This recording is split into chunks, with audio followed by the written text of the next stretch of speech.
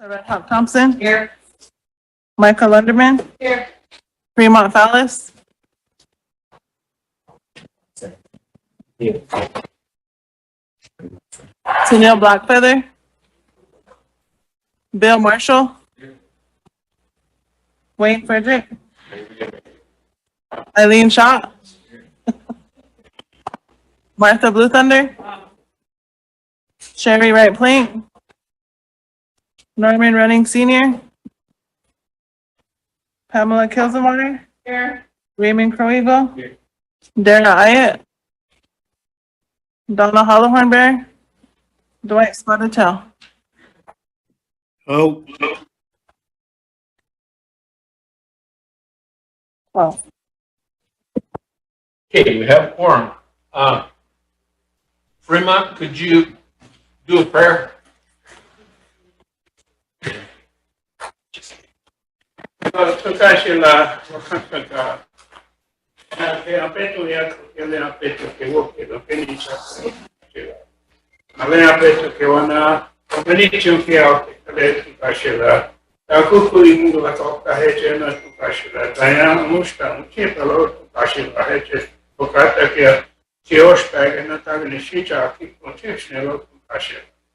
Aquele aperto que eu não vi aquele aperto, Pashila, o que não me told nem você, o Nichila, pelo Pashila.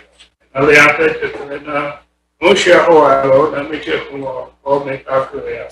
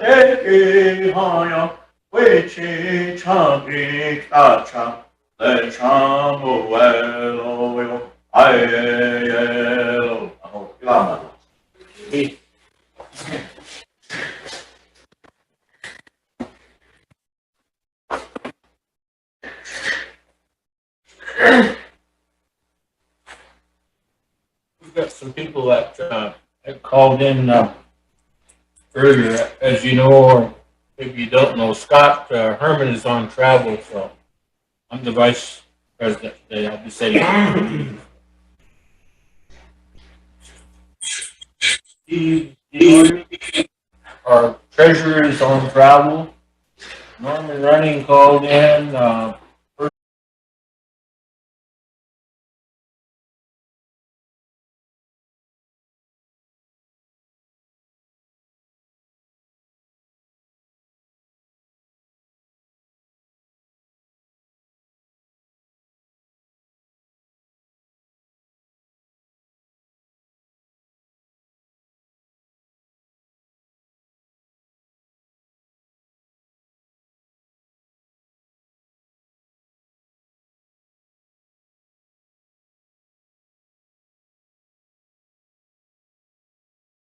One, 2, 3, 4, 5, 6, 7, 8, 9, 10, 11. Online, Eileen. Yes. Yes. Dan. oh, White. no. Donna. Yes. Daniil. Yes. 16. Opposed? 0. Not voting? 2. Okay, our agenda is approved. Council, before we go too much further here, I want to acknowledge the Todd County Student Council are here to observe you guys today, so best manners if you can. welcome you guys. Thanks for coming over. Would you like anyone want to speak? Say a few words? Hi, my name is Taylor Ritter. I'm the president. Thank you for having us. Okay, good. Morning. Glad to have you here. Thank you for coming over. Good morning. My name is Tashibi Black Owl. I'm the student council treasurer.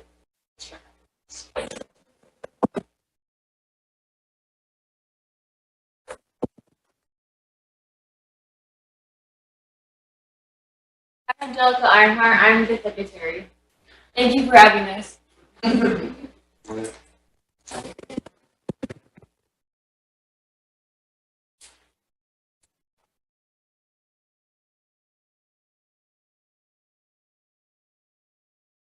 name is Carl Snyder.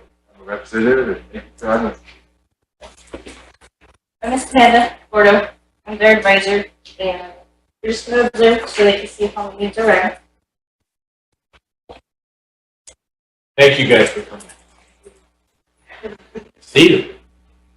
Yeah, we've agreed in the past that if we had enough members here, 15, to deal with resolutions that need 15 council members, that we would do that first. So, Before we move into that, Steve, Micah, you were wanting to hear from the Bureau people first before we can do the ordinance. do the ordinance. All right, which one of them do we need to?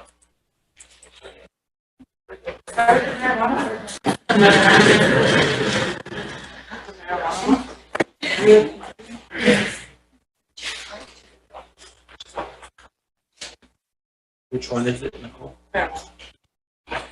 Marijuana.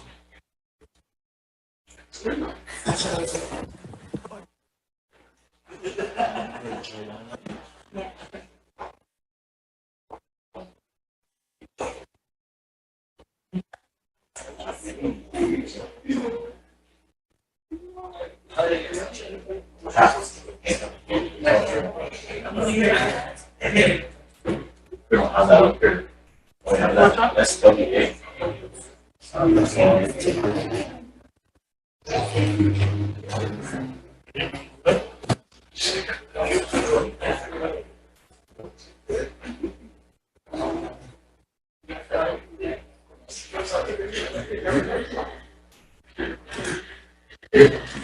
Martha?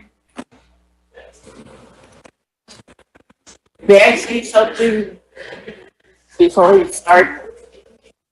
I know it's good to see the Top County Student Council here, but are kids more can't pronounce that, susceptible to the virus?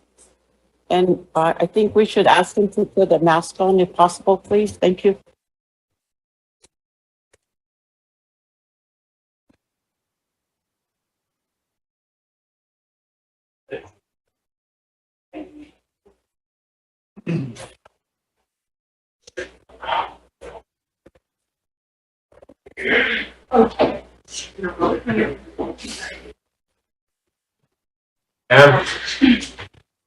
Chairman, I have a question on these, on the changing of an ordinance or, like what we're gonna do with this reading in. I guess I have a hard time understanding when governmental affairs makes a change, why does it come here first? And if we don't have any changes, then it goes to the public. And then comes back to council again for final if there's no changes. Because the way I see it is if it goes out to the public first, there's going to be changes made. And then we can have a first and second reading. But for some reason that going out to the public sits in the middle. Can you explain why that was done that way? Or I don't know. Seems kind of odd though, doesn't it? yeah, it does. Because when you get to that second reading, there's going to be changes and then it's going to stretch out again. Because the public's the one that's going to have their input and they're gonna want their change in there. So that's what should have, or that's what should happen, but I'm just trying to figure out why it's that way. I see what you're saying. I think we followed that procedure under the law and order code, so if Madam Secretary can pull that and look, because I don't think it's a public hearing, I think it's just a public notice. Noted. So it's just a notice that we made those changes within the ordinance, and if, you know, if there's any back, if they want to come up and change it or something, we could start all over again and take it back to committee, but Madam Secretary, if you could pull that from the law and order code on how we amend that ordinance, I think it's just a public notice that has to be published that we made those changes.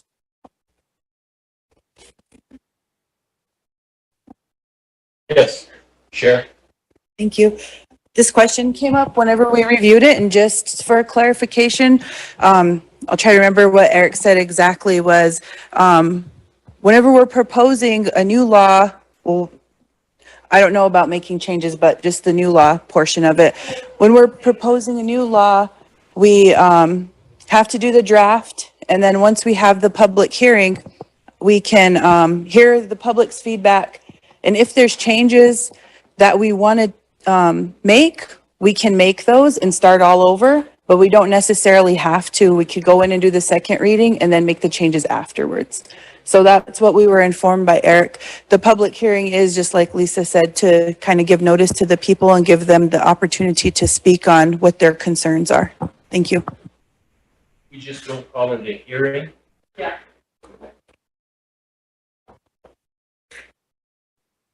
When it's read into record, it's when we've amended, we're going to have to pass schedule house to be written in law. So that is where still do it later if change actually be needed. Otherwise, legislators are dead. It's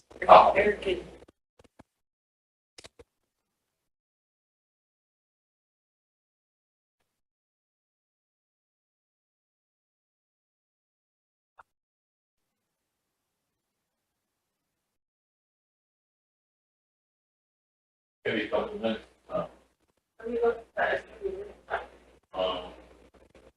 Wait.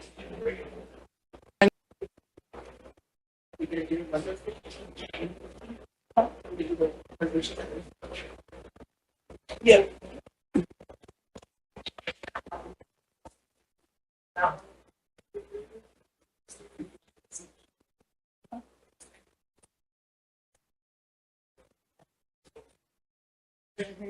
Yeah. Chairperson.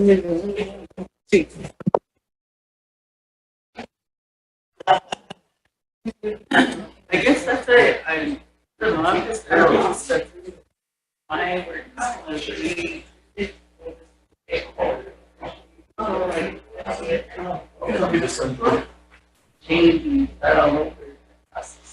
Yeah. You ready? Sure. Is it okay if I sit down and read this one? Sure. 6 pages. It's gonna take you a while. 5 pages, yeah. Time is up. Well, what's that one? SWA? SWA. Last time, it's done with their. Jordan, in a nutshell, what is the So we're change that we wanna make? changing the district's time of how long they're gonna sit, like, so the dates. So District 1, Bull Creek, Ideal, Milks Camp, Butte Creek, Oak Creek will be 2 years from November 1st, 2021 to October 31st, 2023. So then at SWA would have to pick who's gonna, like, draw for straws, who's gonna change their term length.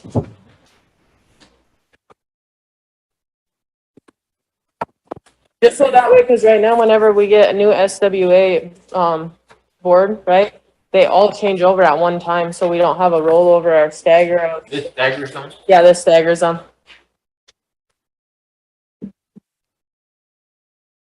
Okay, we all got a copy to use for, and you may set. Motion. I have a question. This is Eileen. I have a question. Go ahead, Eileen. Was the board all agreeable to the staggered time? Jordan, What did she say? was the board, all agreed, in agreement with the, staggered time? Yeah, it was approved at the board. Okay, because I don't think it's good for our council.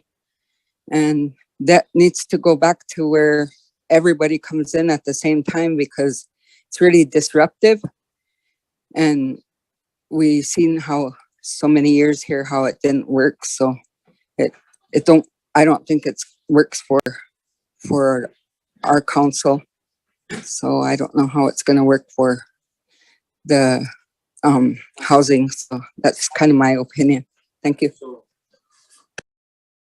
Guess like it just helps us so we're not all changing at one time up there. So the at-large positions stagger.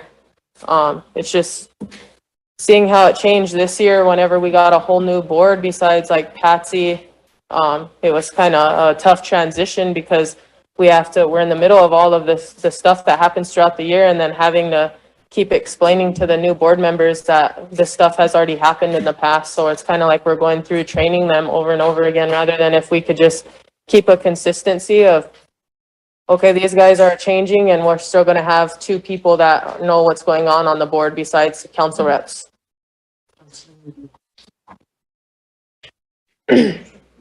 Motion to approve resolution 2022-101. Sure, you have motion Oh, this is floor with a second. is it 107 or 101? Mine says 101. Okay. Okay, we have a motion with a second. Is there, Well, if everybody else. carries? Okay, I fixed it. Dean? All in favor? 1, 2, 3, 4, 5, 6, 7, 8, 9, 10, 11. Eileen? Not voting? Stanley? Oh. Dwight? Oh. Donna? Yes. Benil? Yes. 15. Opposed? 0. Not voting? 3. Okay, I'll start at the third whereas. Whereas the Rosebud Sioux Tribal Council enacted resolution number 1997-35 designating the Rosebud Housing Authority to be its tribal designated housing entity, TDHE, and to now be known as Sichungu Wichoti Waiwakapi Corporation, aka SWA Corporation. And whereas the Rosebud Sioux Tribal Council of Representatives on April 12th, 2000 adopted resolution number 1998-76 adopting the Sichungu Wichoti Waiwakapi SWA Corporation Charter. And whereas the Rosebud Sioux Tribal Council deems it is necessary to modify and or amend the SWA Corporation Charter in order to better insulate the operation of Sichungu Wichoti Waiwakapi Corporation. Now, therefore, be it resolved, Article 4, Board of Commissioners, section of the Sichungu Wichoti Waiwakapi Corporation Charter be amended to read as follows. Article 4, Board of Commissioners. 1. The affairs of Housing Corporation shall be governed by a Board of Commissioners composed of 5 appointed commissioners from the reservation districts and 2 being from the Rosebud Sioux Tribal Council. 2. For a board member to be appointed and to stay on the board must be A resident of the district he or she is appointed from and physically reside in that district. Each district shall comprise of communities as designated. District 1, Bull Creek, Ideal, Melks Camp, Butte Creek, Oak Creek. District 2, Antelope, Horse Creek, Swift Bear. District 3, Ring Thunder, Rosebud, Soldier Creek. District 4, St. Francis, Grass Mountain, Spring Creek, Two Strike. District 5, He Dog, Parmalee, Upper Cut Meat, Black Pipe, Corn Creek. 2 members, Rosebud Sioux Tribal Council representatives. B, not to be delinquent or owe money to either the Housing Authority or Housing Corporation or any other housing assisted program or project. This does not include any payments which may come normally in the future under lease purchase or payback agreement. C, not have been evicted either as head of household or occupant from an SWA Housing Corporation housing unit. D, not have been terminated from employment from SWA Housing Corporation or its subsidiaries. E, all commissioners must comply with the SWA Ethical Standards of Conduct Policy. F, same standard as Tribal Council Code of Ethics. Read as follows. Rosebud Sioux Tribe Ordinance 86-04 Constitution and Bylaws, Section 10, Tribal Code of Ethics.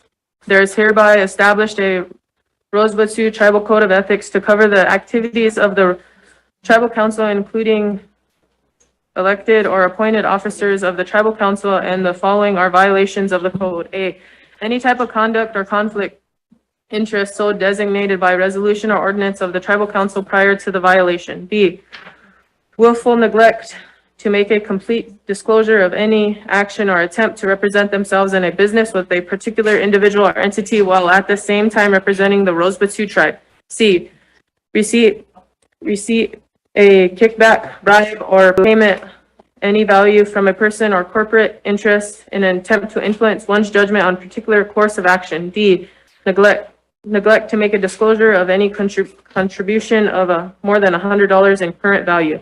E, conviction of a Class A offense in the Rosebud Sioux Tribe Law and Order Code. F, blatant refusal to obey a valid instruction, resolution, ordinance of the Tribal Council. G, more than 3 unexcused absences from the duly called meetings of the Tribal Council. H, public disclosure of any matter compromising the confidentiality of an executive session of the Tribal Council or any information threatening tribal security. I, failure to disqualify themselves from voting when the Tribal Council or any other committees are considering any employment of a member of their immediate family, including husband or wife, brother, sister, son or daughter, mother or father, or a contract between the tribe and their immediate family, any dealing that results in personal gain for themselves or their immediate family. J, acting on behalf of the Tribal Council or any of its committees without delegated authority. Any authority exercised by any member of the council shall be designated by collective decision of the council. K, refusal or failure to uphold their oath of office. L, lack of respect for Lakota tradition, heritage, and culture. M, violation of this ordinance. N, misuse of tribal funds. O, failure to disqualify themselves when voting on any issues directly affecting their employment or that of their immediate family. P, being a party in a lawsuit against the Rosebud Sioux Tribe. Q, holding any place of employment or position that received compensation for services of any kind with any entity, subdivision, or department of the Rosebud Sioux Tribe while in office is a violation of this ordinance. 3, a commissioner may be a member of the Tribal Council. 4, all candidates must be qualified and certified by the Tribal Council prior to being appointed, including verification of any delinquency or money owed to the either Housing Authority and/or Housing Corporation. 5, the currently appointed commissioners of the Rosebud Housing Authority shall continue as commissioners of the Housing Corporation for the remainder of their terms. All subsequent appointments shall be for the terms of 4 years, running from the dates below and perpetuating in staggered 4-year terms, 5 at large and 2 being from the Rosebud Sioux Tribal Council.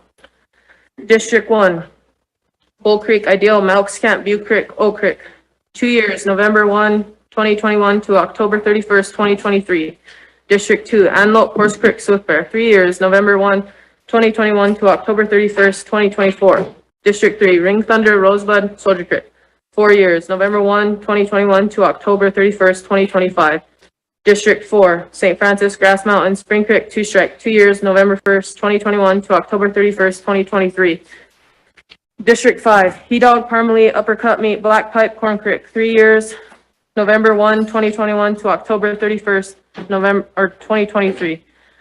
2 members, Rosebud Sioux Tribal Council representatives shall serve their term in council. Can you take over, Sonny? I need a tree. 6, vacancies of appointed commissioners caused by removal or resignation shall be filed with temporary commissioners by the tribal council under procedures outlined above. 7, the broadband of, the broadband or what? The Board of Commissioners shall establish policies and set performance standards for program effectiveness. The board will create policies for admissions, selections, evictions, termination, and other policies consistent with applicable federal law and any Indian housing plan adopted by the tribe. The board will not administer or exercise any influence over which individuals or families shall receive assisted housing or housing assistance.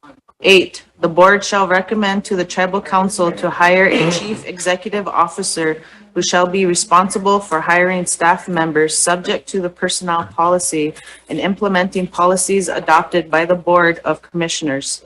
The chairperson of the Board of Commissioners shall serve as advisory liaison with the Rosebud Sioux Tribal Council.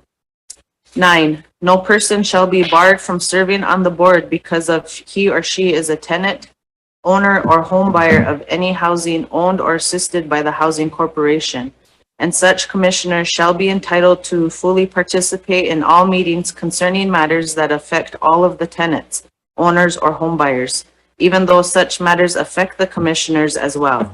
However, no such commissioner shall be entitled or permitted to participate in or be present at any meeting, except in the commissioner's capacity as a tenant or home buyer. 10, the tribal council shall appoint the chairperson. The board shall elect from among its 7 commissioners, a vice chairperson, a secretary, and a treasurer for terms of 1 year each until a qualified successor is elected, and no member may hold 2 of these positions. In the absence of the chairperson, the vice chairperson shall preside. In the absence, if both the chairperson and the vice chairperson, the secretary shall preside. 11, members of the board may be removed only by the tribal council, but only for gross neglect of duty, serious misconduct in office, or if convicted of a felony, and the member has been given a written notice of the specific charge against the member. The member has 10 working days to file his or her appeal with the tribal court, but only for purposes of seeking reinstatement based on the commissioner's removal, not being for a proper cause or for the removal not being in compliance with these removal procedures. 12, the board may meet by telephone conference to establish a quorum, and if so, public access to the conference call must be provided at the Housing Corporation's office if requested. 13, the majority of the full board, notwithstanding the existence of any vacancies, shall constitute a quorum for the transaction of business. The board shall have the authority to exercise by majority vote of those present and voting any and all powers delegated to the Housing Corporation by this charter or any amendments thereto.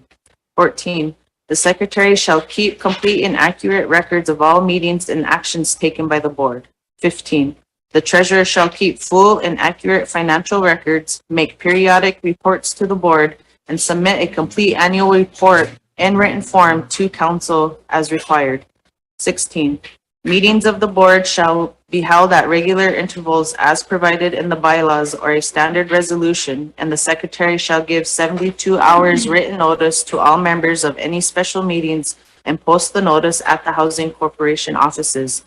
However, emergency meetings may be held upon 24 hours actual notice without written notice to all board members, provided that not less than a majority of the full board concurs in proposed action, and written notice is posted at the Housing Corporation offices. 17, commissioners shall be subject to the Rosebud Sioux Tribe Code of Ethics. Be it resolved that the amended SWA Corporation shall become effective upon A, 2 readings of said corporation charter as required under Title 4, Chapter 3, Section 3 of the Tribal Code. B, recording of the vote and proper publication of the code as passed by the Rosebud Sioux Tribe Council of Representatives. And C, receiving a majority vote from a duly recognized quorum of the Rosebud Sioux Tribe Council of Representatives. Now therefore be it resolved that the Secretary of the Rosebud Sioux Tribe shall send copies of the resolution to the proper authority and shall publish this resolution with a public view in central public facility and in locally published newspaper.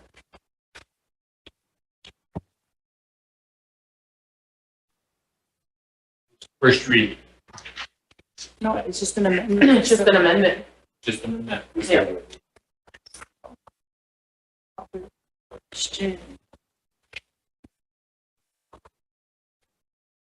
So that shouldn't even be. Eric No, needs it's to just send not the publisher because it's. Oh. That's it? All right, moving along. Did they bring Need a marijuana question? ordinance in yet? Need a question? Oh, sorry. They already passed it. They already called for the question. Oh, did it done, remember? Our motion was to, Motion to approve. Yeah, just have to read it for record. Yeah, that's it. Yep.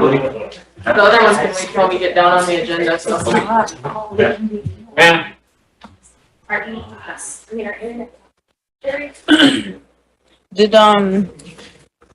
Did any legal counsel review the changes on this?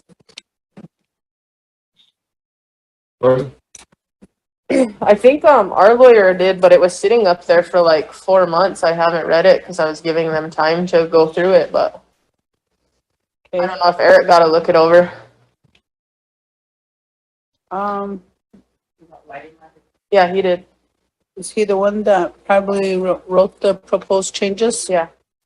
I guess, my question is, I probably walked out whenever you guys had a discussion, but what's the, thing for 4 years?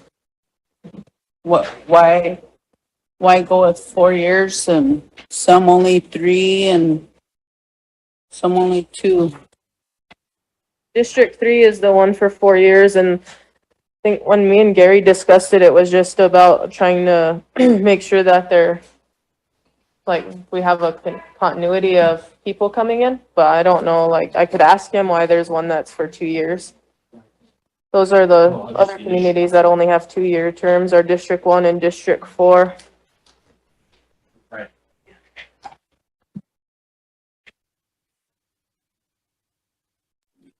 Chairman, yes. most of the boards, their terms are 3 years. I just wanted to share that. Thank you. Also, my other question is, I voted when it was to be a resolution, but now did it change to a first reading? Or are we still on a resolution? Only amendments. It's amendment on a resolution. It's amendment on a resolution. Thank you. Is there any other discussion? Ma'am, you have more? Yeah. Okay, now Donna's question got me curious. What's the difference between a resolution and a reading? Because they read the whole thing, so that's my question. What's the difference between the The changes. It's just amending it. Okay, so wouldn't she have only read in the changes instead of the whole thing? Because I'm assuming what's bold in here is what's supposed to be changed, right? Not the whole thing? But at the board meeting, we approved it as a resolution, and that's how they come up when we approve from the board to council, and that's how it's wrote. So that's what I had to read in, was the resolution itself. Yeah, but you would have only read in the bold, right? We always read the whole thing in, don't we? Yeah, the whole resolution. I didn't read the charter. I think we always read the whole resolution. You can always choose to start at a different whereas, but if all those are important to changes.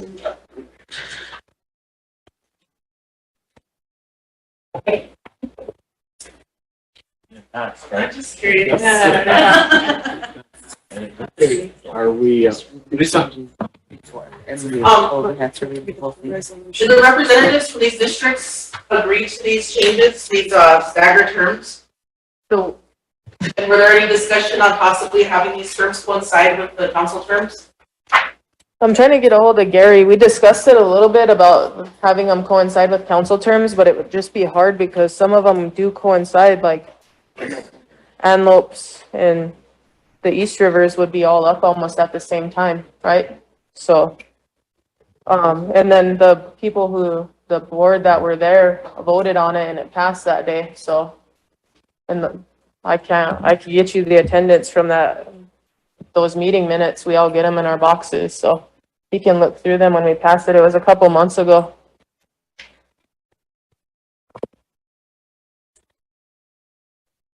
Is there any other discussion? Normally we discuss before we vote on. Everybody needs coffee. Are we ready to move along?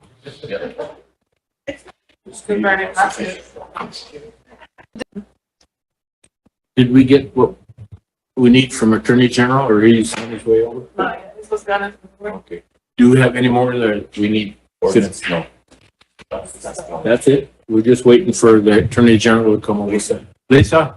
I have a question on number 11 too, the removal, if we can get some clarification on that amendment. Member has 10 working days to file his or her appeal with the tribal court, but only for purposes of seeking reinstatement based on the commissioner's removal. Not being for a proper cause or for the removal not being in compliance with these removal procedures. We can get some clarification on that and what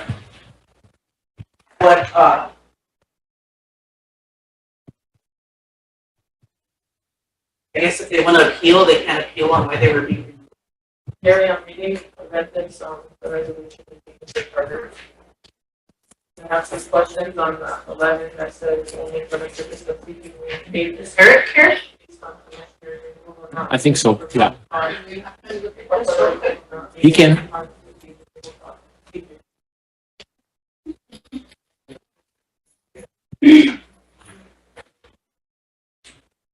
That's underlined in the resolution. The resolution that I have.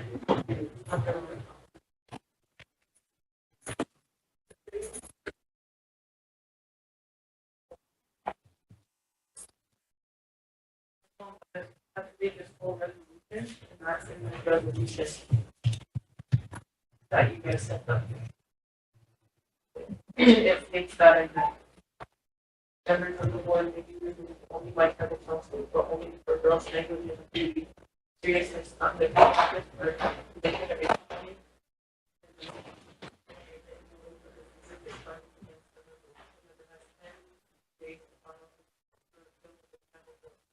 But only for the purpose of the based on the commissioner's removal not being for proper cause, or for the removal not being in compliance with these removal procedures.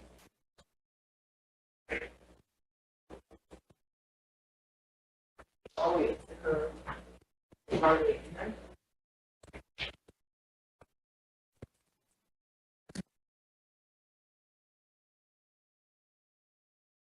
Yeah, the term limits. So isn't that kind of almost saying that the tribal council could remove, but it doesn't necessarily have to be for gross conduct or felony?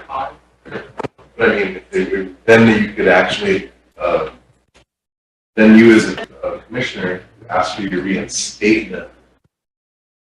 But it didn't, it wasn't a felony, it wasn't gross misconduct. Council still saw fit. So you could still ask for a reinstatement, but they don't have to be a statement. Nor does it have to meet a felony or a misconduct. So I mean, it still reserves the right of tribal council to review. I don't know, kind of whimsically, but at the same time, it doesn't have to be a felony or misconduct.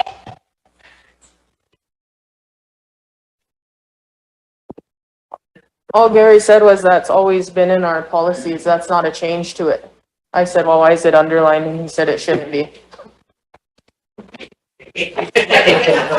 But I told them they're the ones who sent it up to me, so I'm just.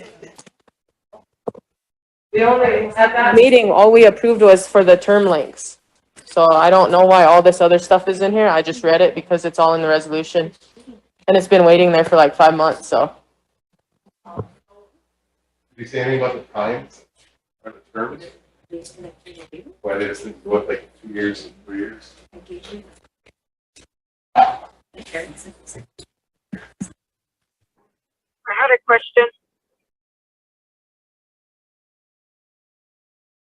Go ahead.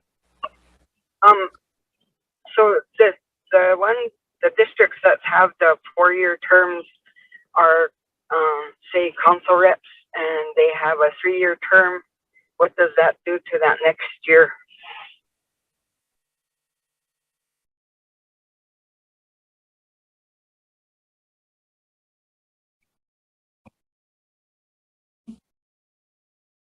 Was that a discussion?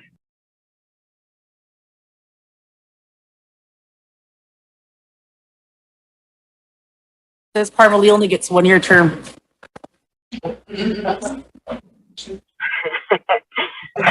But, so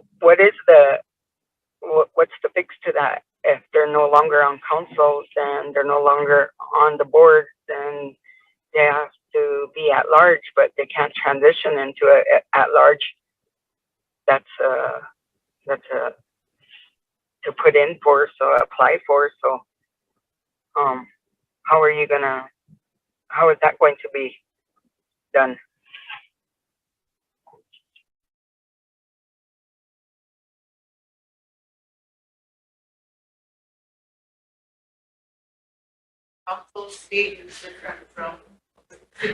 That's what I was gonna say. So Eileen, the council seat is different from a at-large position. You can still be from Parmalee and be the council representative, and there can still be a Parmalee representative at large at the same time, right? If you're on council, it doesn't have to debate on whether you're in a community. No, because you're representing Because council. you're representing council, and Parmalee would still have their representative position. So it doesn't, is that her question, or? Oh, but you made it. Yeah, well, that was a question about council. If, your council, yeah, I understand what you mean now, but I was just wondering about that, but I think that the 4-year terms are too long. It should be 3. That's my opinion.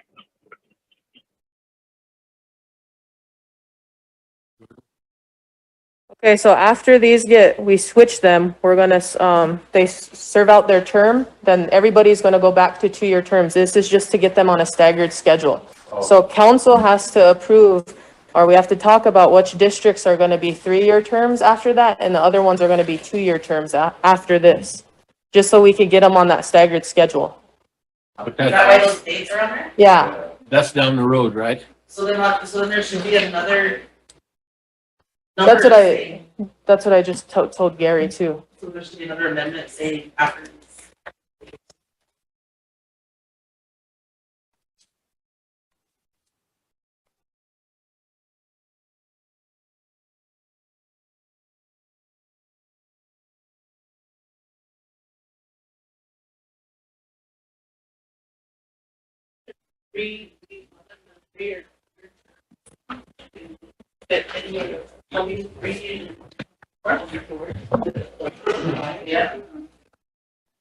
Yeah.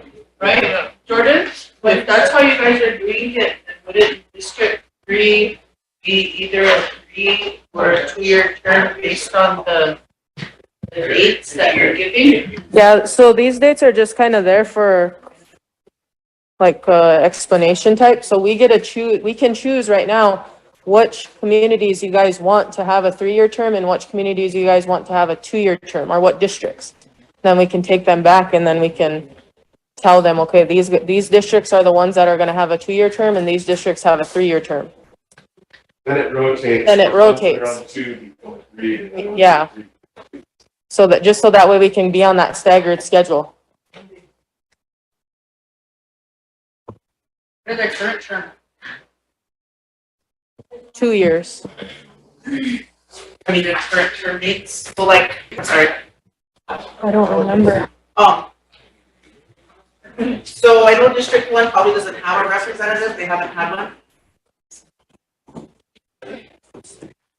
Because they've been advertising for it. Paula still sits there. Oh yeah, Paula, okay. So each board member under these districts, what are their current terms? Well, they all just got sworn in at, when, October of last year, or September of last year? September of 2021? Or, when did we do the chair, remember, for SWA? When did Melinda get placed on there and we picked all of those? 2 months ago. Yeah, wasn't, I can't remember off the So if top it of was my like head, but we September of picked all of them. 2021, then wouldn't these terms be from September 2021 to September of 2023? That would be, put them all at 2 years, right? Instead of, I don't know, it's kind of confusing. One was picked this year, it's 22, so it's a 2-year term, so they gotta be sitting until 24. I think we placed them in, yeah, well, the dates would have to be amended, you know what I mean? We'd have to go back and switch the dates, but all we're trying to do is just make them so they're staggered terms. Right. So these dates would just have to, whenever we pick them who is on the board, then we're just gonna have to coincide with those dates. Okay, Council Eric. I have another, one, I'm sorry.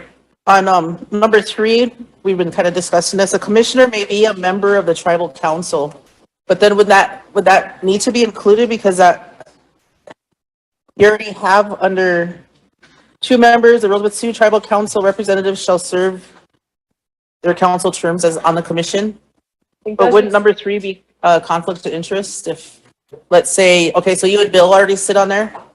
So is that opening it up to say that, you know, Pam can jump on there too, or? Yeah, Yeah, they can, just no matter what, you're still. and you're still a community member. No, seriously, like Redco, exactly like Redco.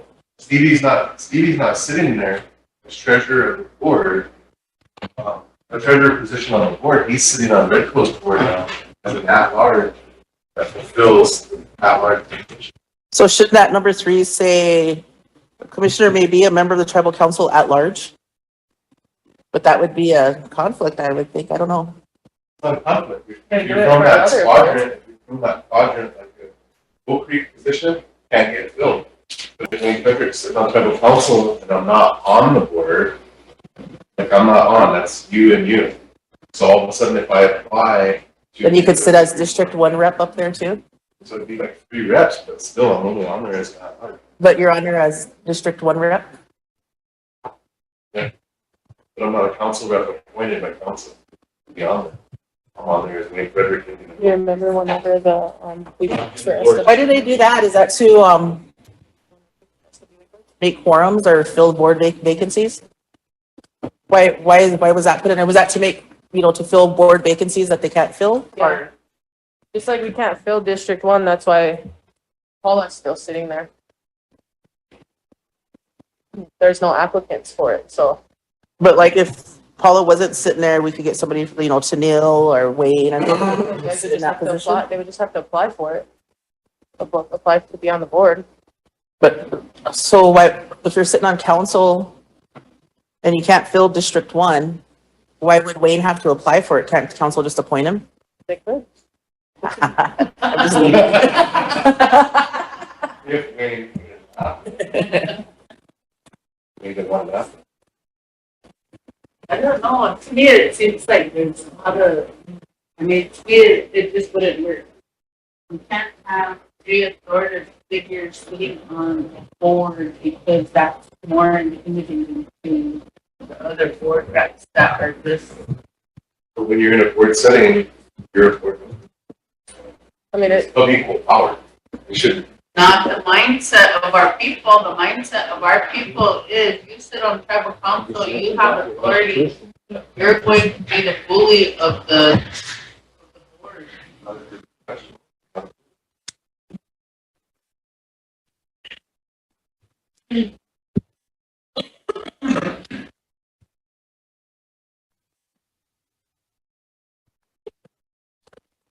It doesn't.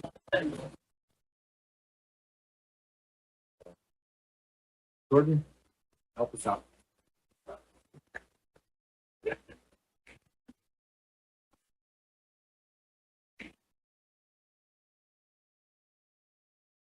Is there a second? Same thing, red pill scenario. Same scenario like at PLE. You were on this just at large before you were elected. Then you got elected as chairman. And then you were still fulfilling your large seat. Yeah. Council representative. And I said that until they replaced me. Until they replaced you. Mhm. Here.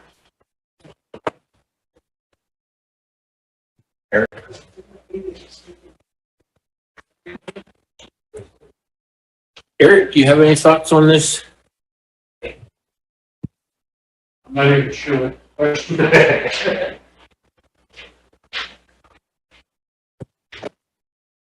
Be honest. Eric, there was a question regarding the term limits. Right, some of them were three. Wait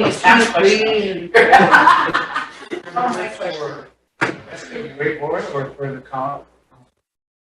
This is for the at-large members on here. This, Yeah, so they're switching the term limit for the at-large, for the district. Motion before They're switching them. These dates are on there, but they're all.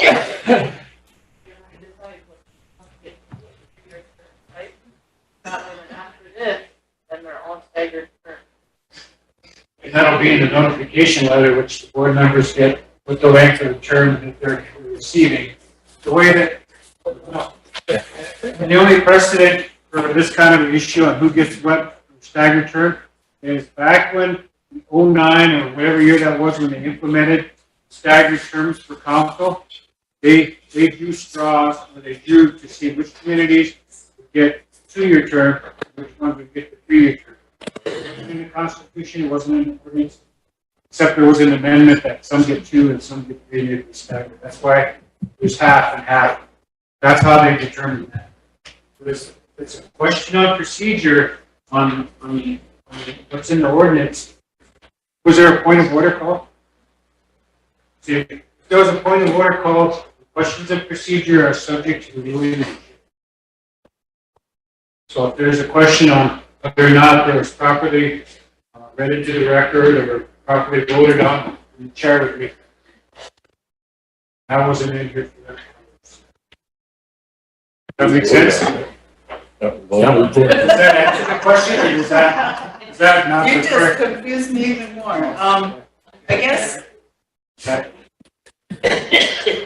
I guess going to being a staggered, going to staggered, why is it that like District 3 is the only one that's at 4 years?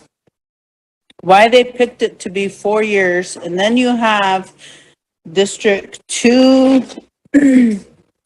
5 that are both 3 years, and then District 1 and 4 are only 2. But yet, they're talking about staggering it, but yet they all started in year 21, it looks like. So to me, that District 3 getting 4 years isn't going to get that staggered term. They're just going to get right in the middle of these other districts that are already selected for their staggered term.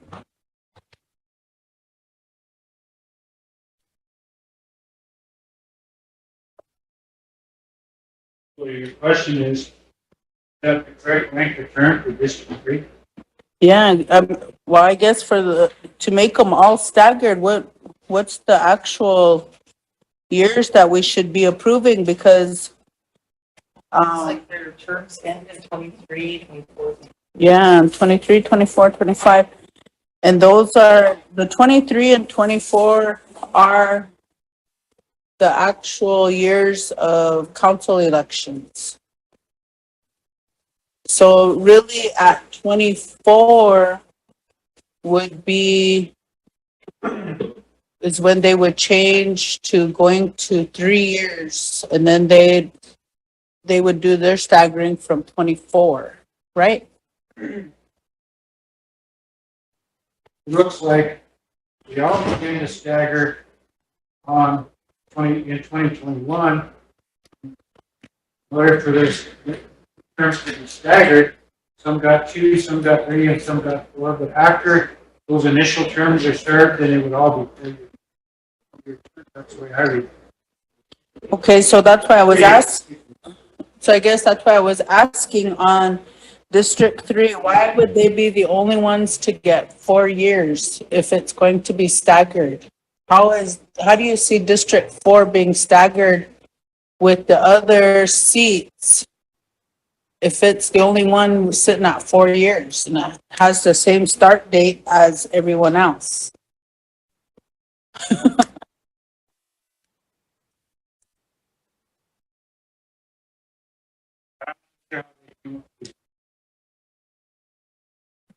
We had wagon under.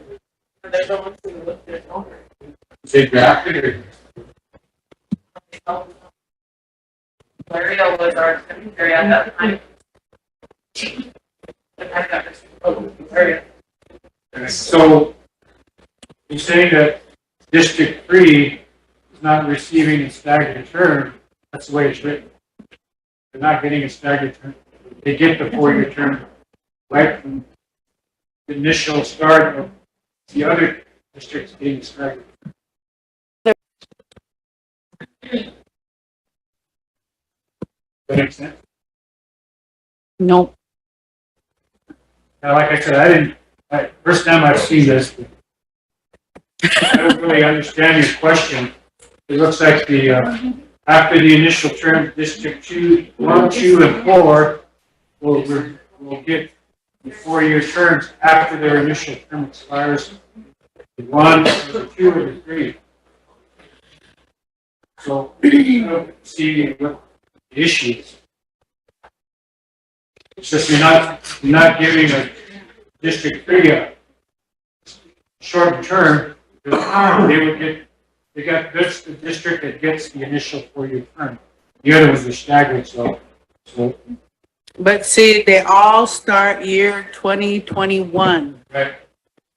So tell me, how is it staggered if District 3 is going till 2025? That's 4 years, right? Okay, so then you go back to District 1, who's starting in 21. How are they won't turn to a 4-year until the 23rd. Not the individual district that has the staggered terms expired. After these terms are complete, then the whole board will have staggered.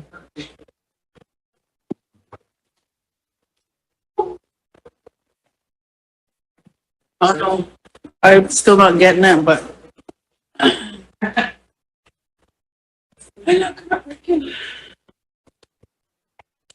Anyway, if there's changes or corrections, can't the board sit down and work it out? Anything that's not clear, the board should be able to decipher all of that. Because we voted on it and passed it, so. Lisa. Eric, just another question on this. So we amended this with start dates and end dates, right? So let's say District 1 years November 1st, 2021 to October 1st, 2023. So after October 31st, 2023, do we got to go back and amend this again since these dates will be set in this amendment as amended? After the October 31st, 2023, when that District 1's representative term expires, and the next incoming District 1 representative will get a 4-year term. Right. So they're all gonna be 4 after this initial term. So we'll have to go back and amend it. We'll have to go back and amend them all to 4-year terms? No, it's already in there that all subsequent appointments shall be for 4 years, running from the dates. So we could probably just take the dates out of there. I think it'd be fun ways. Explain why you're doing it. So if we amend it with leaving those dates in there, then like I said, after 2023, we're gonna have to start November 1st, 2023 to So after- October 1st, 31st, 2027? So October 31st, 2023, District 1 turns in. But then you'll have to have an election just for District 1. That person who runs, or that representative, after being elected and seated on the board, after October 31st, 2023, will get the 4 years. That's the way this is. Okay. All these terms are just the initial terms, because you have to start somewhere, and stagger the terms of the entire board. Should there be some kind of language right there that says that, so the states don't default? If there's no language in here that changes that, then. So you look at these, and if we go with the 4-year term, District 3 is gonna be the only district that's gonna go into a stagger of 2029. The rest all change 2027, 2028, but District 3 is the only one that's gonna change at 2029. That's what I'm getting at, is that's the only one, so that one should be changed to coincide with either the 27 or the 28. So the way this is set up, District 1 will get initial term 2 years. District 2, 3 years. District 3, 4 years. Then it goes back to District 4, 2 years. All the terms will be staggered. That means they'll be elected at a different time. They'll all be for subsequent, that's what that all subsequent appointments should be for 4 years. Any dates for. I mean, makes sense to me. It's not the term of an individual district that's being staggered, it's the terms for the entire board.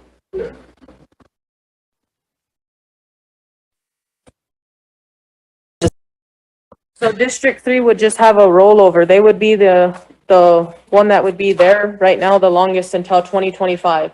Then 2025 comes and District 3 would be up, and then somebody could get on that board new. And then it'd be a 4-year term from that point on. So then it'd be 2029, 2028, 2027. Then our boards of commissioners will all be staggered terms. Yeah. Those dates are just in there so that way then we know when they're gonna end.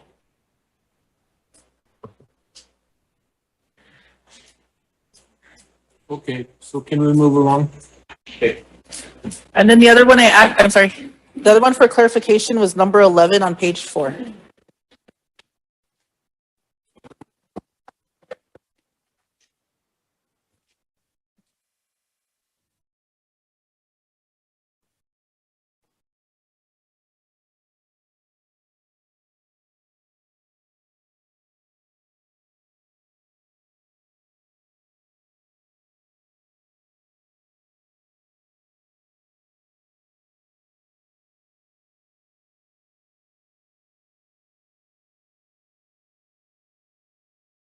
After he clarifies this one.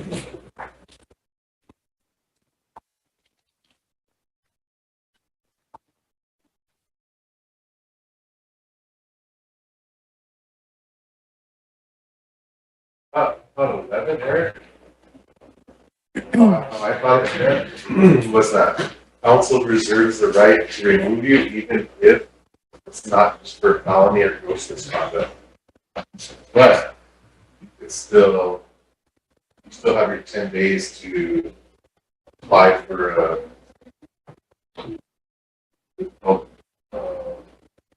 reinstatement. Still waiting. So I think, awesome. Well, by the way, good morning. On this one, I think maybe reinstatement should have put in there somewhere that there would be requesting reconsideration of the decision, not reinstatement. That's the way I would have written it. I think that's the term that we probably should have been. It means kind of the same thing. Reinstatement means it's not the same as reconsider, because reconsideration means you review the entire decision. Reinstatement means that for some reason the removal was probably not legally correct in the very beginning.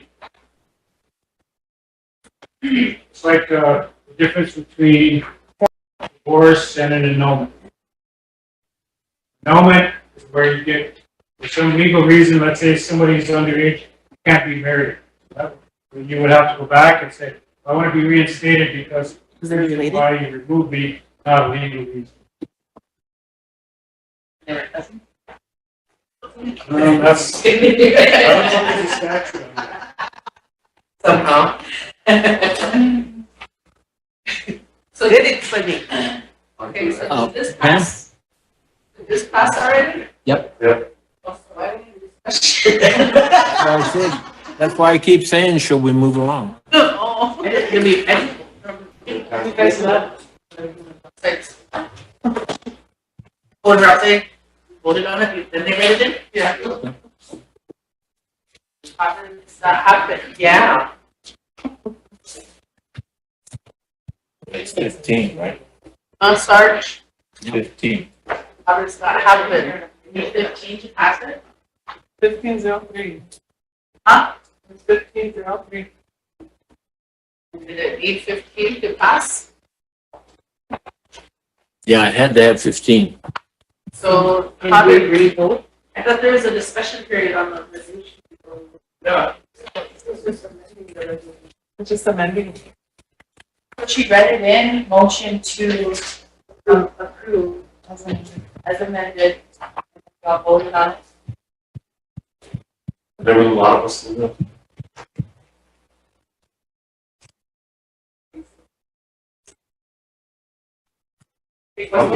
Sure. What's that? Wait. On the next, please. Okay. Motion to move on to the next. Yeah. We could sit here all day. Point of order. All right. Okay, the Attorney General was gonna bring something over, or what's the status of that? I don't know if they finished this. I guess they're having internet issues and trouble printing, but it's a very long ordinance and I have it in my email. If you all are comfortable with that, we can get started on it. If not, we can wait. I think I have a copy of it. Do you have a copy of it for like, Yuma, Martha? I think there was some copies. Is she making copies? Can we take a 5-minute break or a 10-minute Sure, break? we can. Only plus my car, I got 2 copies. I have one right here. Okay. We take 5.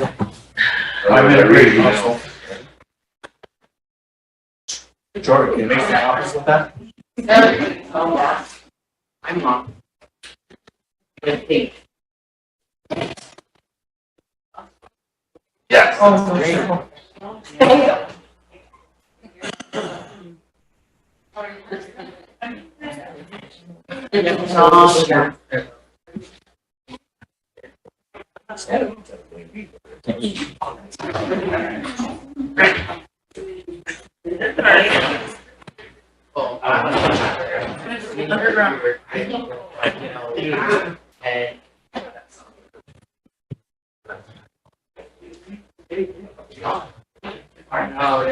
Should I have to stay until Saturday? Oh, really? Awesome. That's what I was doing last week. Just busy evening. Why don't we Well, here. Great. Bye. Good night.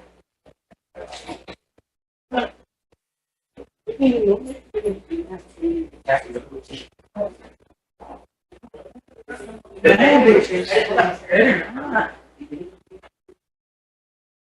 thought that.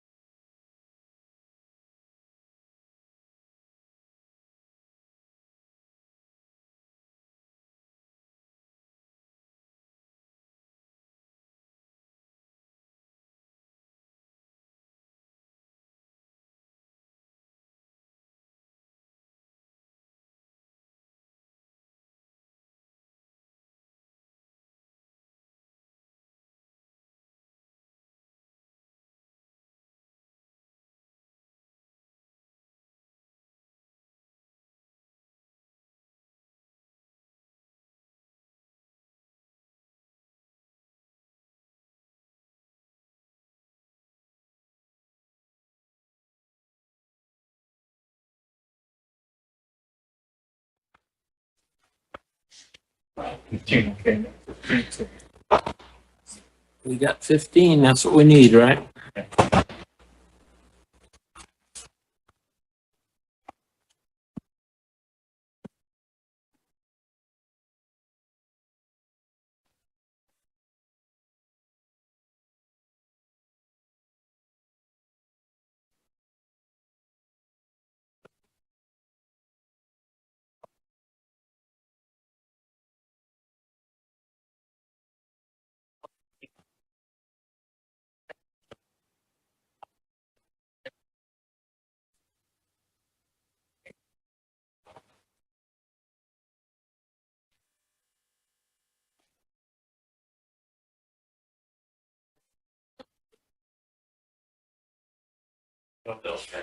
It's constitutional for Econ Dev and Judiciary.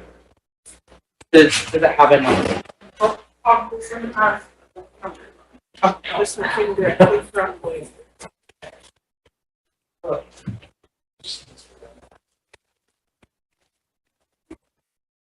Guys, can I have just a quick moment of your time?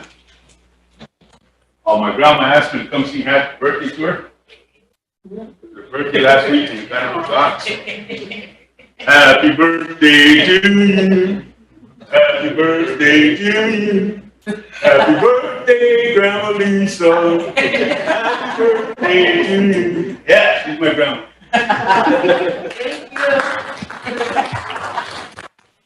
There you go. Laramie's birthday.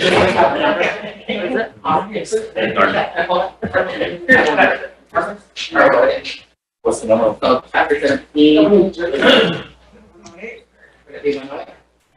Wait. No, because then we have the number, so then we have to give the number. Okay. So it will be 108. 2022-269.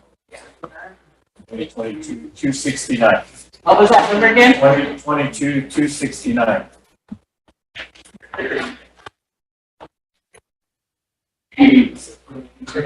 Pam. Chairman, can we have our attorney in here, please, for this? Can we have our attorney in here, please? Yeah, we'll get him. Did you motion for this? No, it's not emergency. No. So just motion to bring this on. I'll second. Yeah, whole new, chapter 17.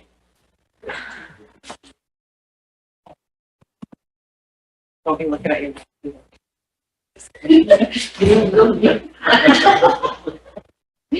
Okay.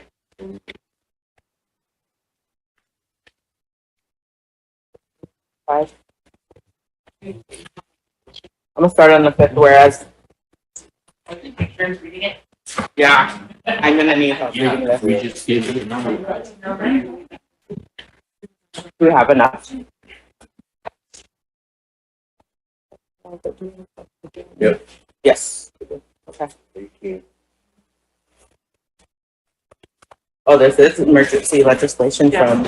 So we have you, Ray, we need one more.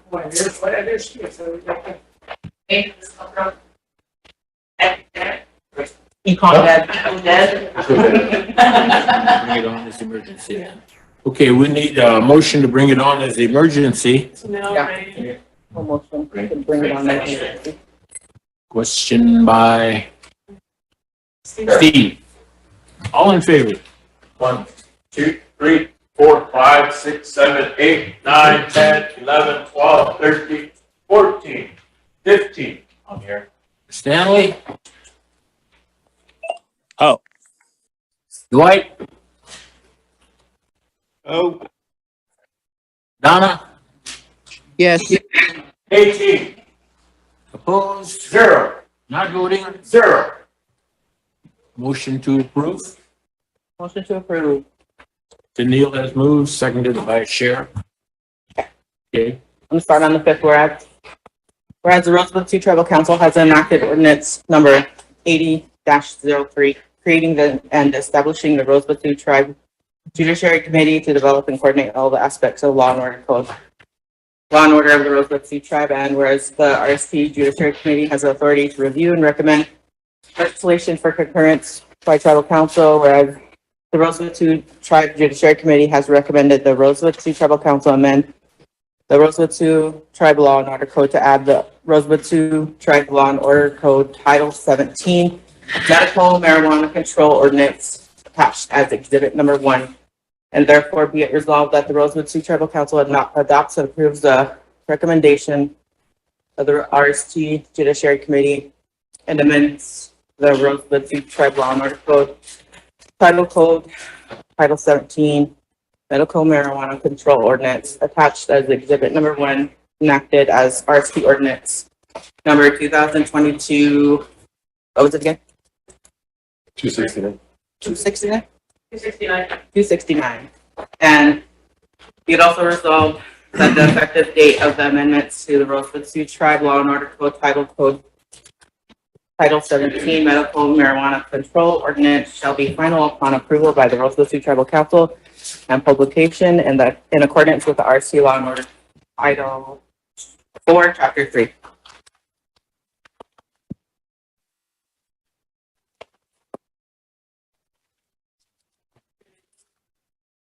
Really?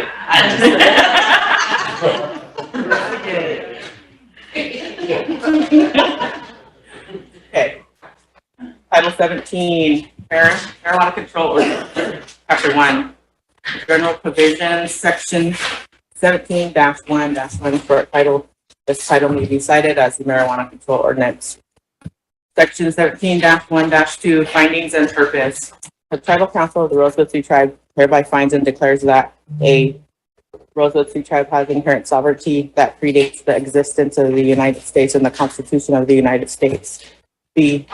Rosebud Sioux Tribe desires to engage in intertribal commerce as an independent nation with inherent sovereignty for the betterment of all of our relatives. C. The United States recognizes Indian tribes as domestic dependent nations with sovereignty over their members and territories. D. On April 28, 1868, the United States entered into the Treaty of Fort Laramie with Great Sioux Nation, speaking and to hostilities between what the government and the Sioux tribes, more accurately, Nakota and Dakota peoples, and the United States. The 1868 Treaty of Fort Laramie involved multiple tribes, including what is now Rosebud Sioux Tribe, a federally recognized tribe. The treaty has not been abrogated by Congress. The Fort Laramie Treaty supported Native American and tribal farming, and Article 3, what's it? That's 4. 4, Article 6, and Article 8. Article 11. 9.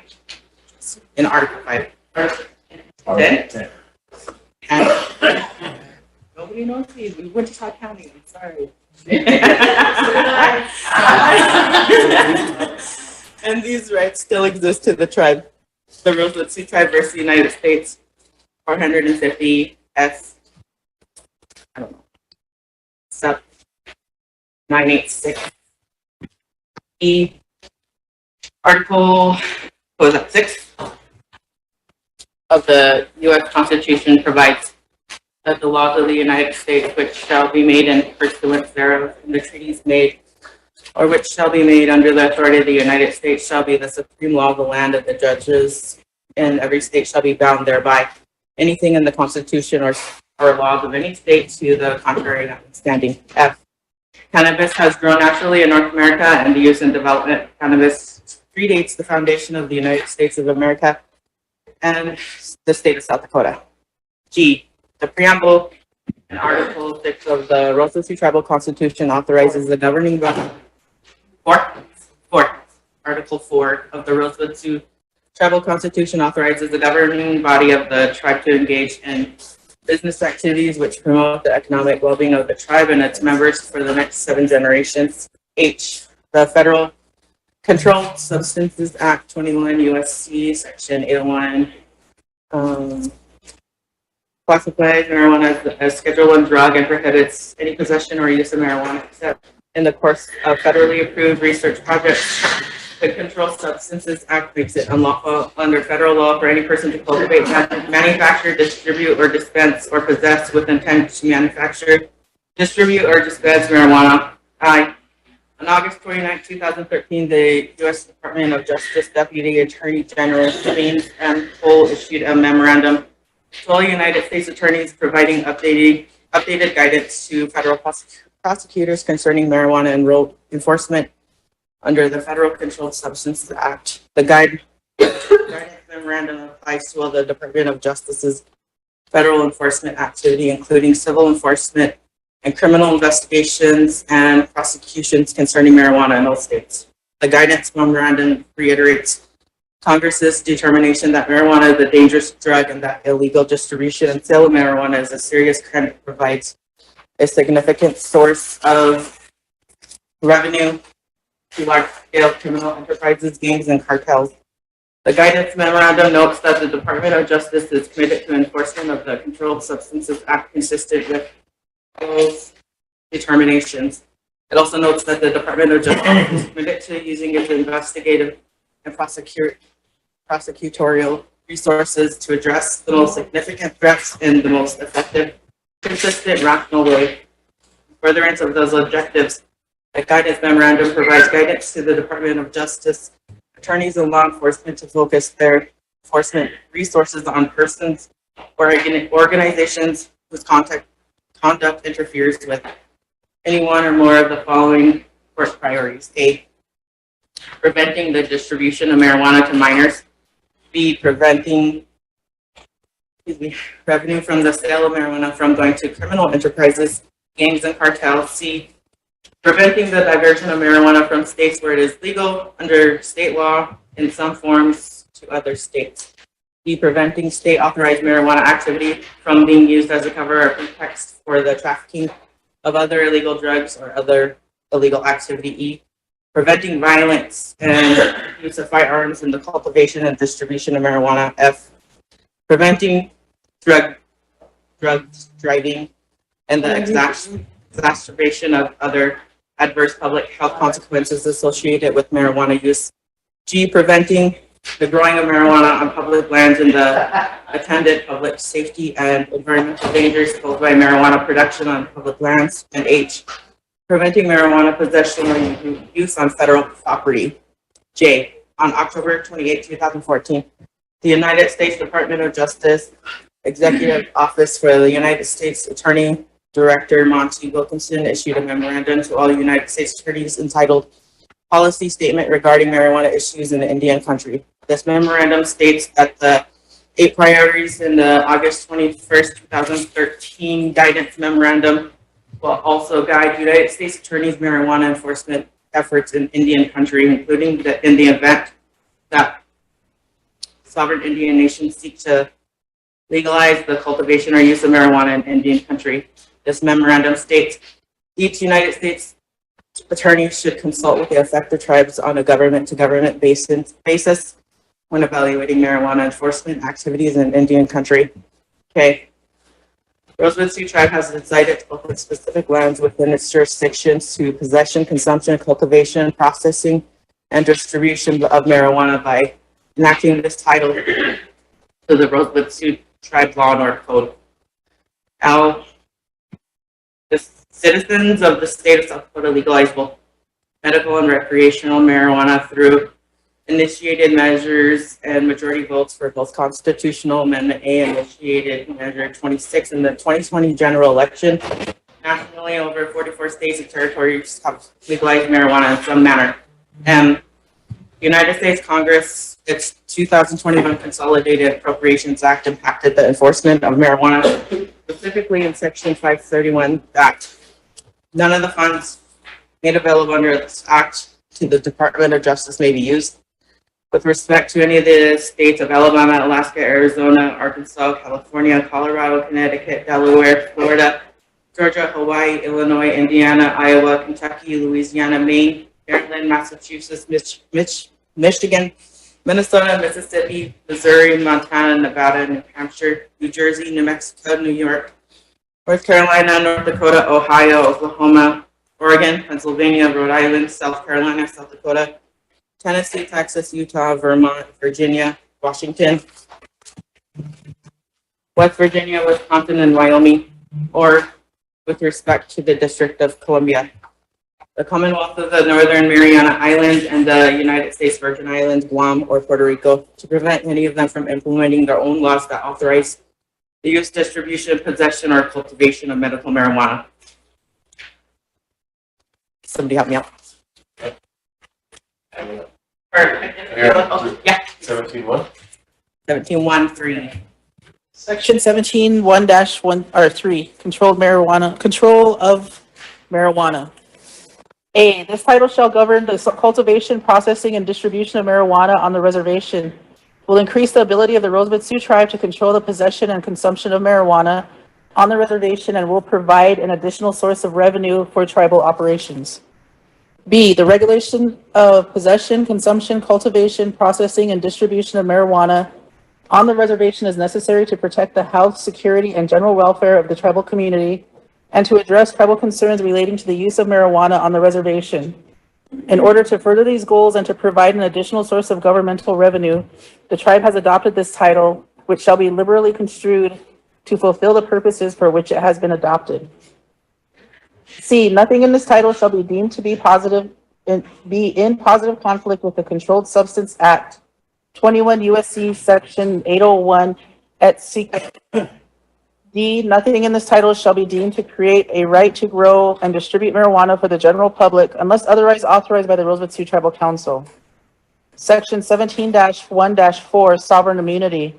Nothing in this title shall be construed to limit the jurisdiction of the tribe, the tribal court, or tribal law enforcement personnel, and nothing herein shall limit or constitute a waiver of the sovereign immunity of the tribe or its officers, instrumentalities, employees, elected officials, and agents to authorize any form a prospective waiver of such sovereign immunity.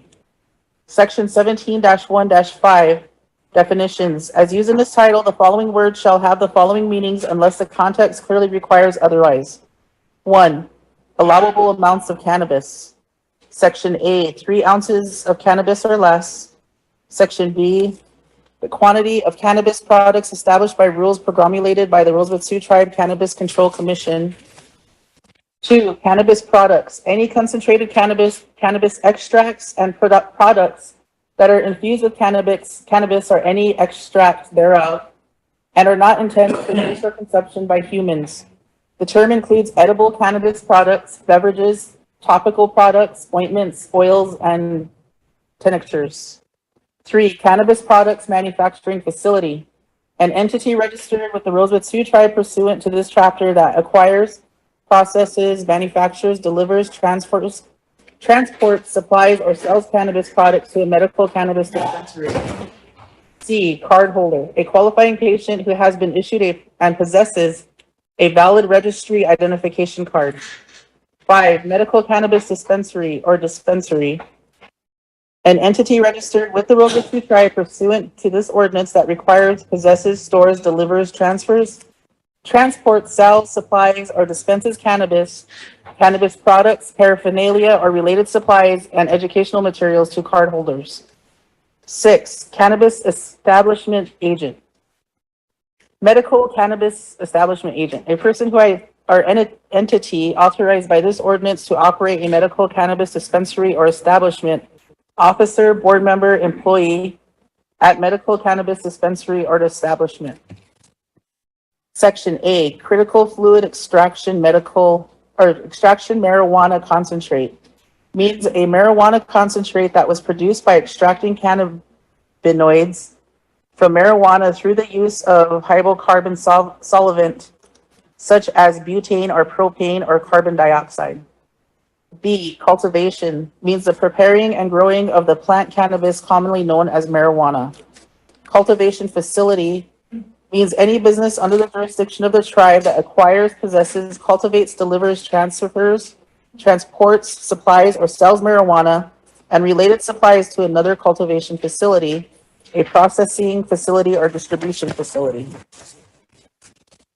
D, distribution facility, means any business under the jurisdiction of the tribe acquires, possesses, delivers, transfers, transports, supplies, sells, or dispenses marijuana or related supplies and educational materials to the holder of a valid registration card.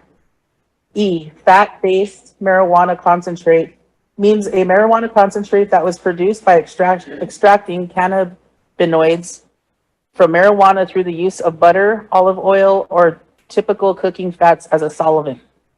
F, foreign cultivation facility, means a cultivation facility that is not under the jurisdiction of the tribe.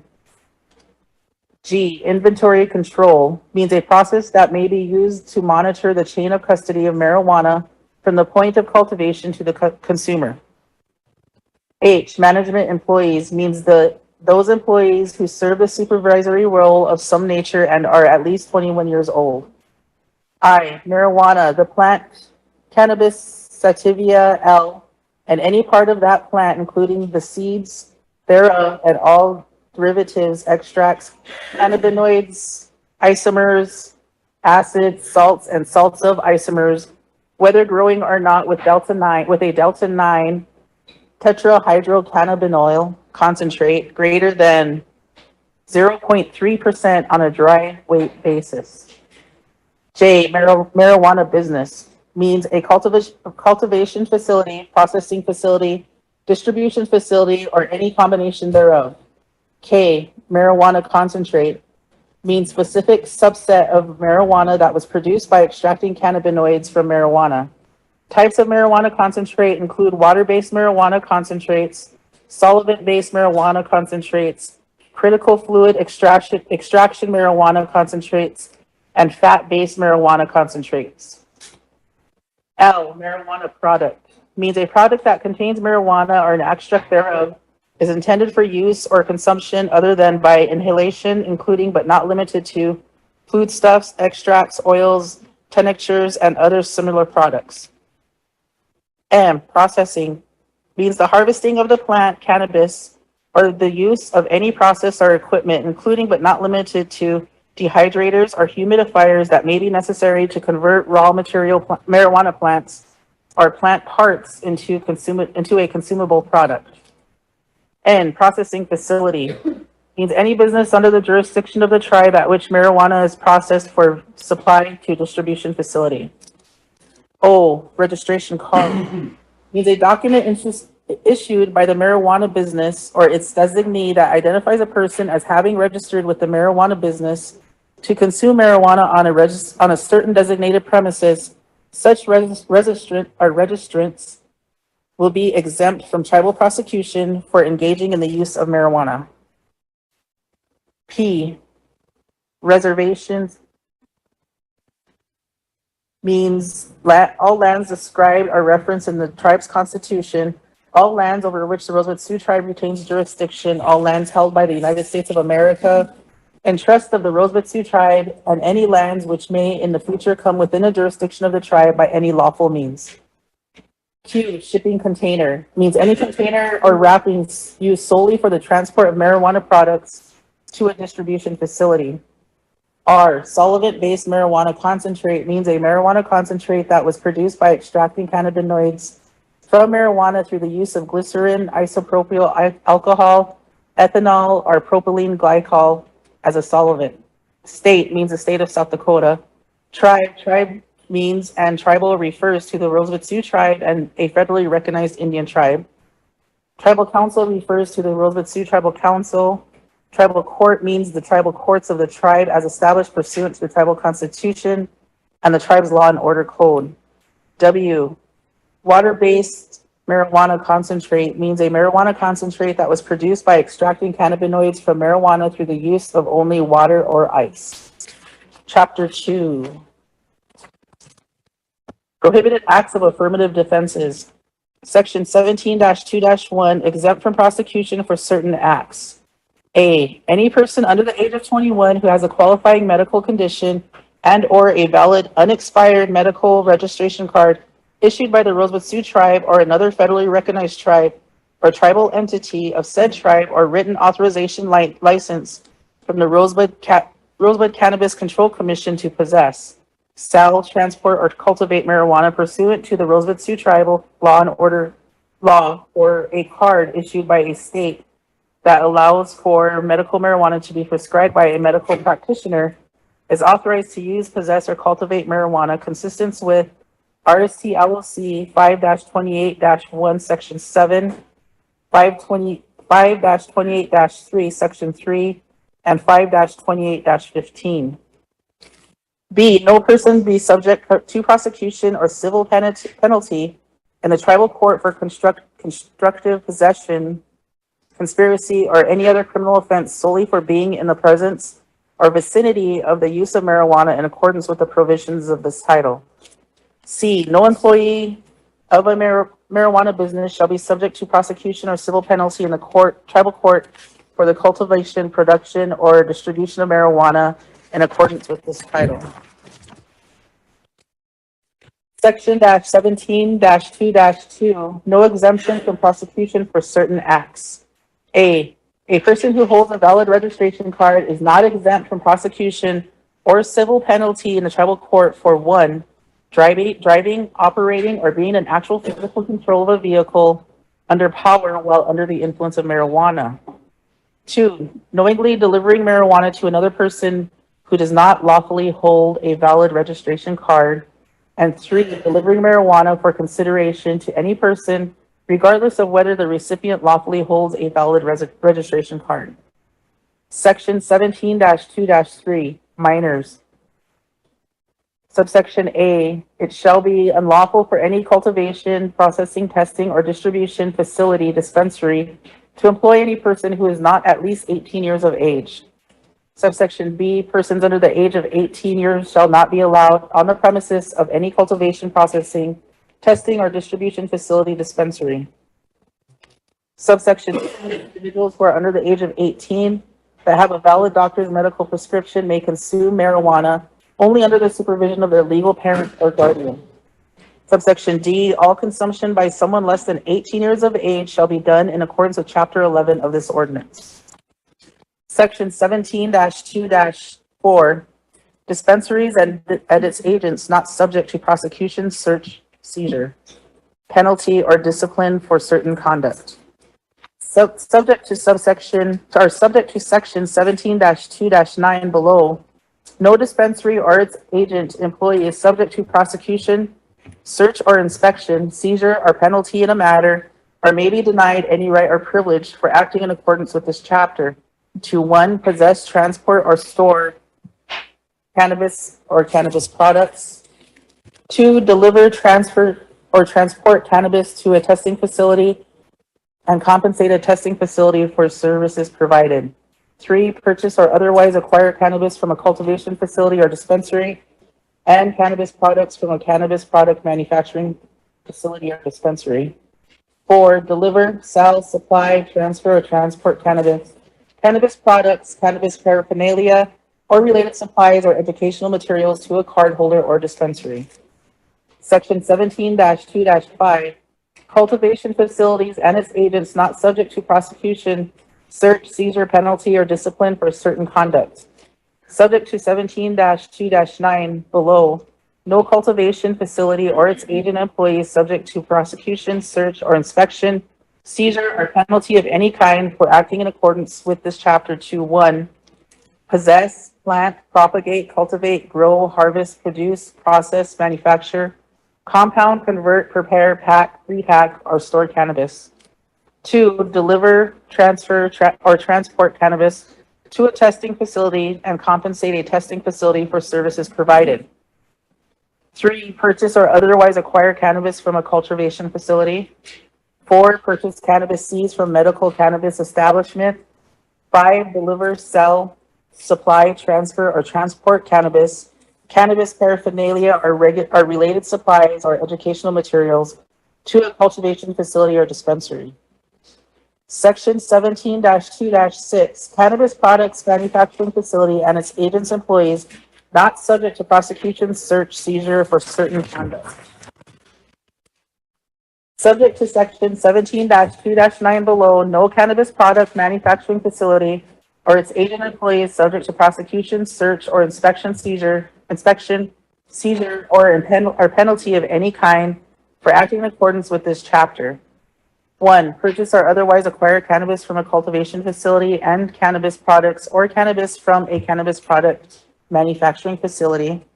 2, possess, produce, process, manufacture, compound, convert, prepare, pack, repack, or store cannabis or cannabis products. 3, deliver, transfer, or transport cannabis, cannabis products, cannabis paraphernalia or related supplies or educational materials to a dispensary or cannabis product manufacturing facility.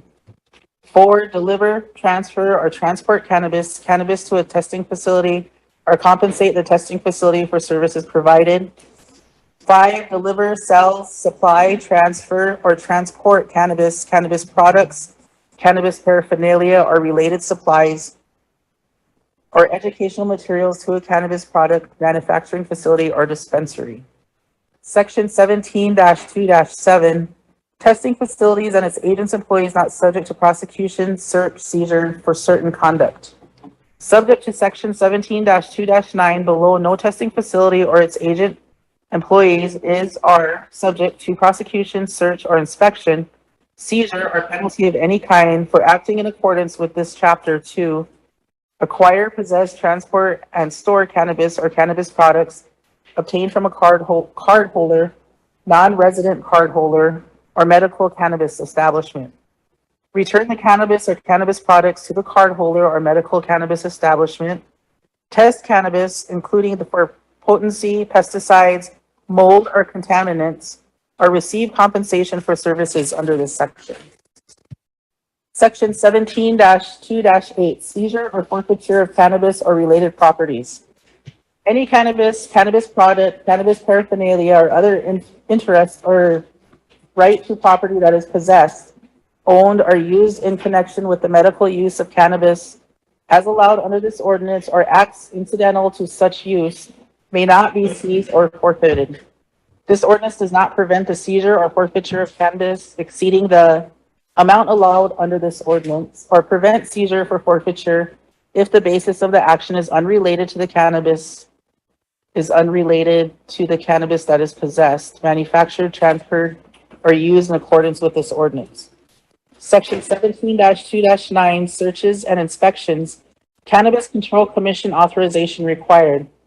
Any searches or inspections that take place in cultivation, testing, distribution, or manufacturing facilities must be expressly authorized by the Cannabis Control Commission prior to any searches or inspections being completed.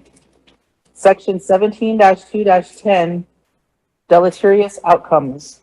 The tribe, including its officers, employees, agents, representatives, successors, and assigns, shall not be held responsible for any deleterious outcomes from the use of marijuana by any person. What do you want to take over? Chapter 3? 17. And Chairman, I want to call a point of order. Need you to make a decision if we're going to continue on with this, because according to ordinance number 8608, section 100, we're not following an ordinance.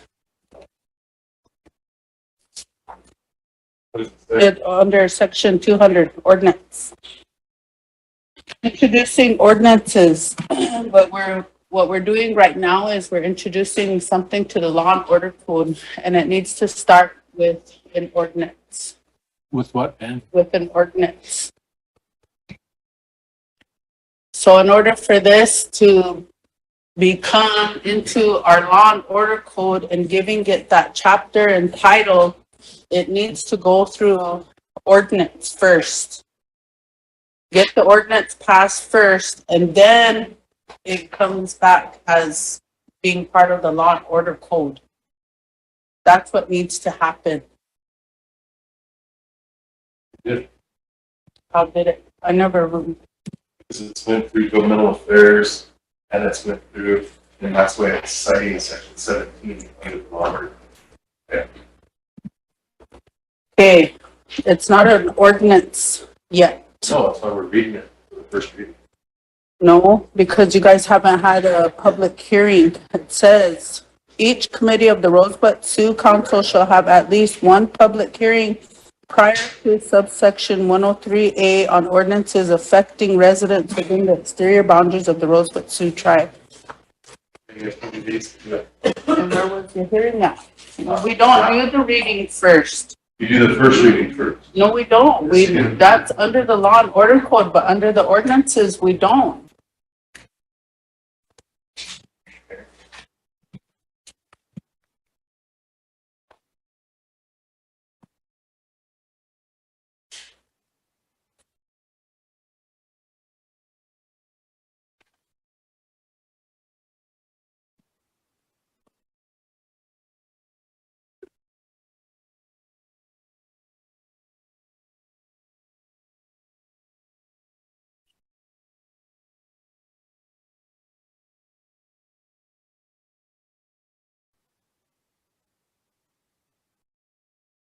Good morning again, council. The issue, I think, if I understand it, is whether or not the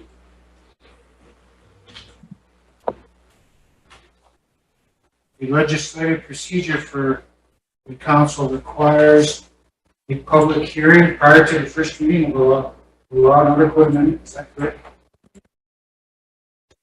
Did we have that? So, yeah, I'm looking at the legislative procedure ordinance. Okay, so here's what section 202 says. Public hearings. Each committee, Rosebud City Tribal Council shall have at least one public hearing prior to section 103A on ordinances affecting residents and exterior boundaries of the Rosebud City Tribe. So section 103A says committee review and submission. Any resolutions that have been reviewed by the Rosebud City Tribal Council Committee, proper subject matter jurisdiction shall be submitted to the committee by the committee chairperson to the Secretary of the Rosebud City Tribe. Okay, Secretary of the Rosebud City Tribe, section 302, review and compliance.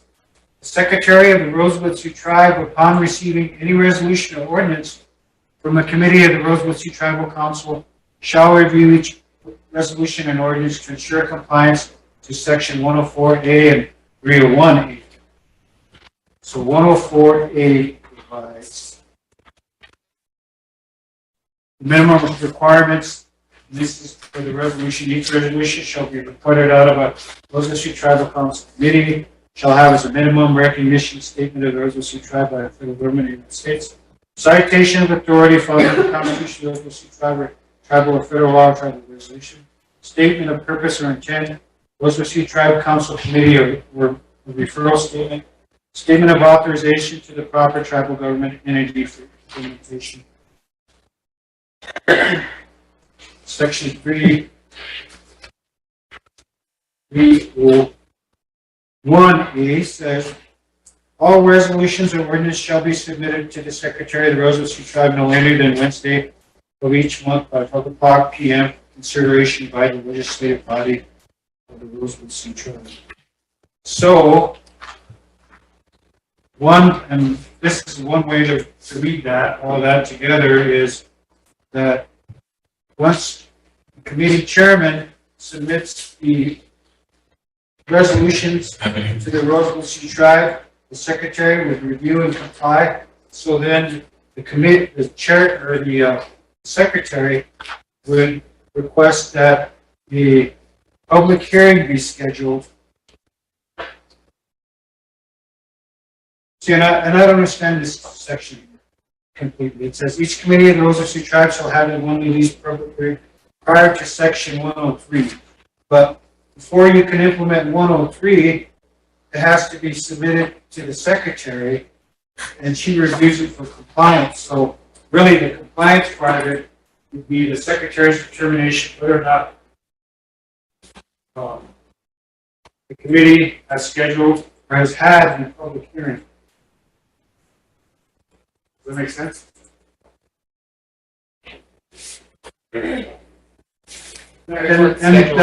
And this is different. Ordinance on legislative procedures says different, has a different amending procedure than the law and order code. So the law and order code just says that the amendments shall be made by ordinance only. No amendments shall be made to the law of the Rosebud City Tribe Law and Order Code. By resolution, the only amendment shall be effective and recognized by the Council of the Rosebud City Tribe For this tribal article shall be those amendments which are made by ordinance. A resolution, section 4-3-4. 3, reading, passage, and publication of ordinances. All ordinances shall be presented to the tribal council in writing and shall be read twice within at least 7 days of the reading. If amendments are offered to the ordinance during the reading process, such shall be offered in writing. If such amendment is allowed by the council, the reading process must begin again. Under no circumstance shall be an ordinance to be effective until it has at least 2 readings.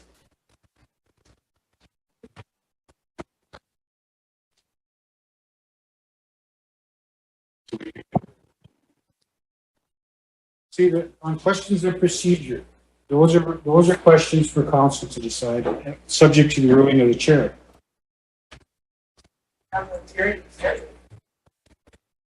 Sure. So this brings up like, a lot of issues because this was the process that we were originally informed to follow, was introduce it to council, first reading, public hearing, and then a second reading.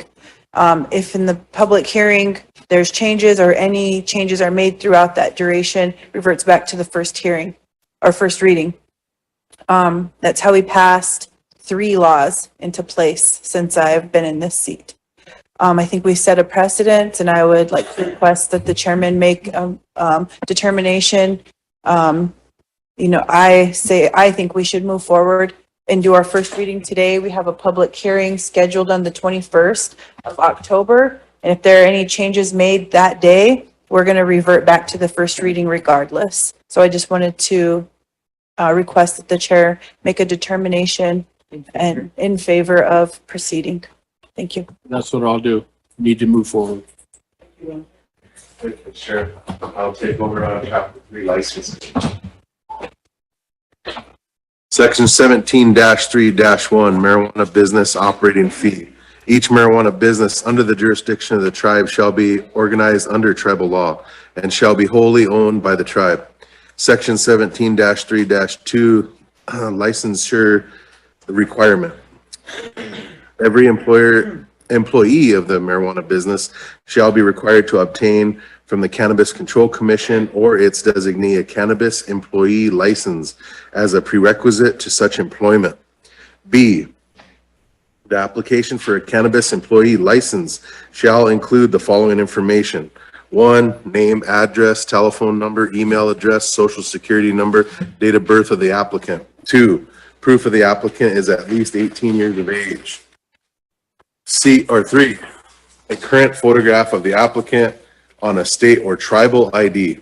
4, documentation establishing the applicant is subject to or discharged from the felony convictions of 5 years preceding the application and felony controlled substance convictions in the 10 years preceding the application date. For each conviction, the name and address of the court involved and the date and the disposition. A conviction within the meaning of this subsection means a plea or verdict of guilty or conviction following a plea of nolo contendere. 5, currently and in the previous 5 years, business and employment positions held, ownership interest in those businesses, business and residence, address, driver's license numbers. 6, a complete set of applicant fingerprints and within permission of the applicant authorizing the Cannabis Control Commission or his designee to forward the fingerprints to the FBI for a report.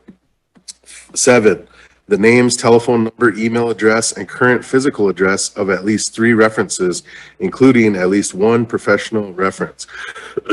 8, written permission of the applicant authorizing the Cannabis Control Commission or his designee to seek verification of the information contained within the application. 9, a statement in writing from the applicant pledges to not dispense or otherwise divert marijuana to any person or entity that is not controlled lawfully possessing marijuana.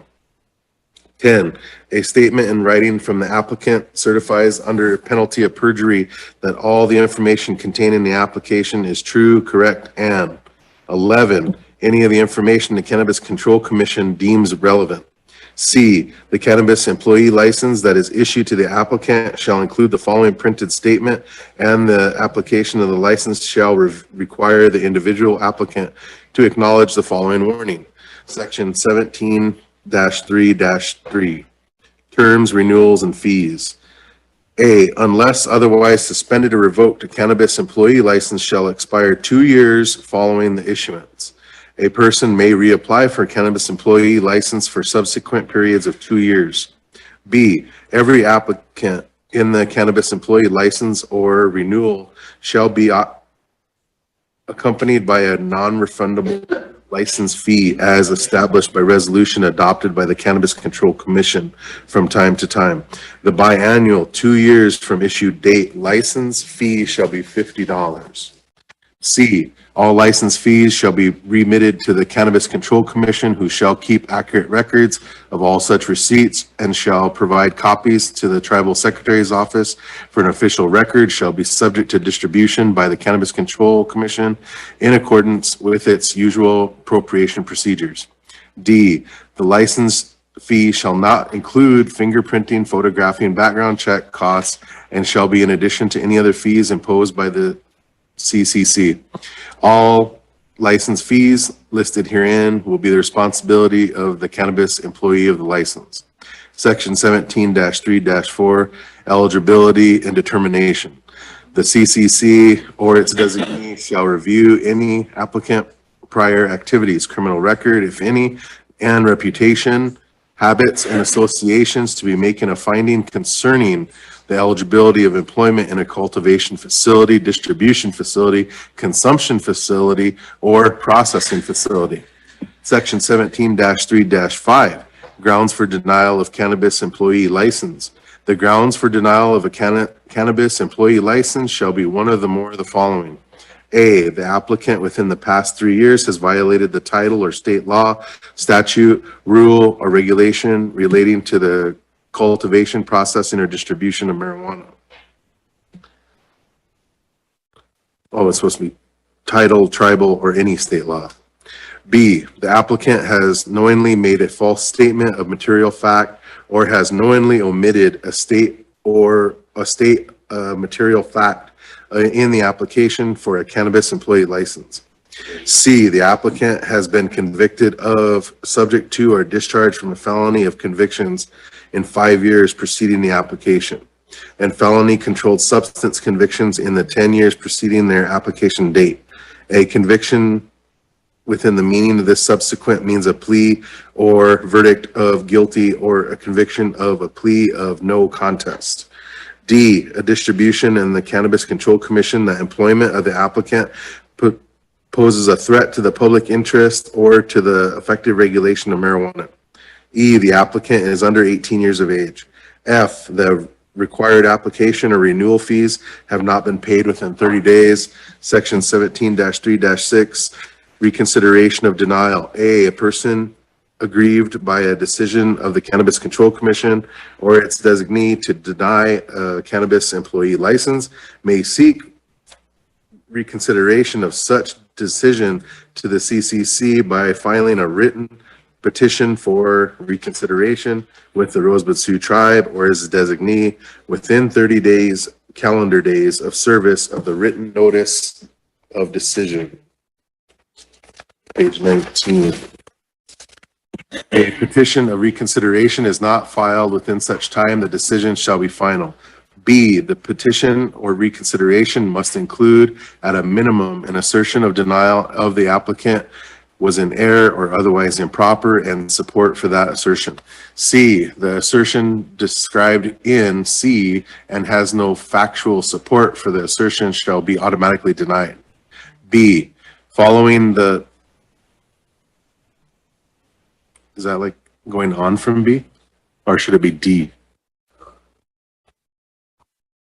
Following the review of the petition for reconsideration, the Cannabis Control Commission may issue the cannabis employee license subject to any conditions as it deems reasonable under the circumstances to protect the public health, safety, and welfare of the Rosebud Sioux Tribe and its tribal members, or it may deny the issuance of the cannabis license and or the grounds specified in the title.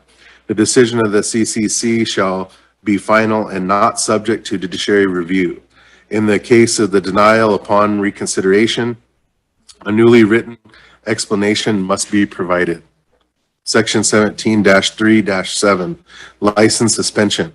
A, if any other issuance of the cannabis employee license, the Cannabis Control Commission receives reliable information indicating that the employee is not eligible for employment under Chapter 3 above, the Cannabis Control Commission shall suspend such license and shall notify in writing that the license of the day of the suspension and the proposed revocation is 10 working business days. B, the CCC shall notify the license of a time and place for a hearing on the proposed revocation of a license. C, after a revocation hearing, the CCC shall decide to revoke or to reinstate a cannabis employee license. The decision of the Cannabis Control Commission shall be final and not subject to judiciary review. Section 17-3-8, reinstatement. A, no person shall be under the cannabis employee license revoked, has had a cannabis employee license revoked, may have the license restored, but upon order of the CCC after the filing of a petition for reinstatement. B, no person may petition for reinstatement under the expiration of at least 1 year from the effective date of the revocation. C, the petitioner may have the burden of proving by clear cognate and convincing evidence that 1, the petitioner needs the criteria requirements of the chapter. 2, the petitioner has reformed, rehabilitated, or otherwise overcome the issue or issues undermining the revocation. 3, permitting the petitioner to resume employment will not be detrimental to the integrity of the tribe or its public interests. And 4, the petitioner paid all fees required under 17-3-3. Chapter 4, cultivating marijuana, section 17-4-1, cultivation facility operating procedures. A, each cultivation facility shall establish written operating procedures for the cultivation of marijuana. The operating procedures may include the minimum following information.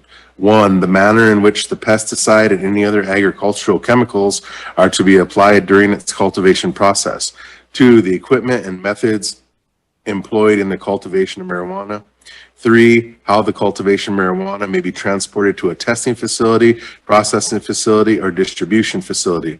4, the measures taken to minimize the offset energy use from the cultivation of marijuana. 5, the manner in which the chemicals will be stored and used at premises. 6, the type and quantity of all effluent discharged into the tribe's wastewater or storm water system. 7, the hours and days of the week of cultivation facility will be open. 8, the number of the persons per shift who will be working in the cultivation facility. 9, the security measures that will be employed at the premises, including but not limited to the licensed and uninformed guards. And uniformed guards. Lighting, alarms, surveillance, and automatic law enforcement notification. And 10, any other information required by the Cannabis Control Commission. B, a copy of all operating procedure must be maintained at every cultivation facility. Anybody want to take over on? Go a little bit. Section 17-4-2, on-site consumption. The public use or consumption of marijuana shall be prohibited at each licensed facility unless the facility is licensed for public consumption. Page 21. Right?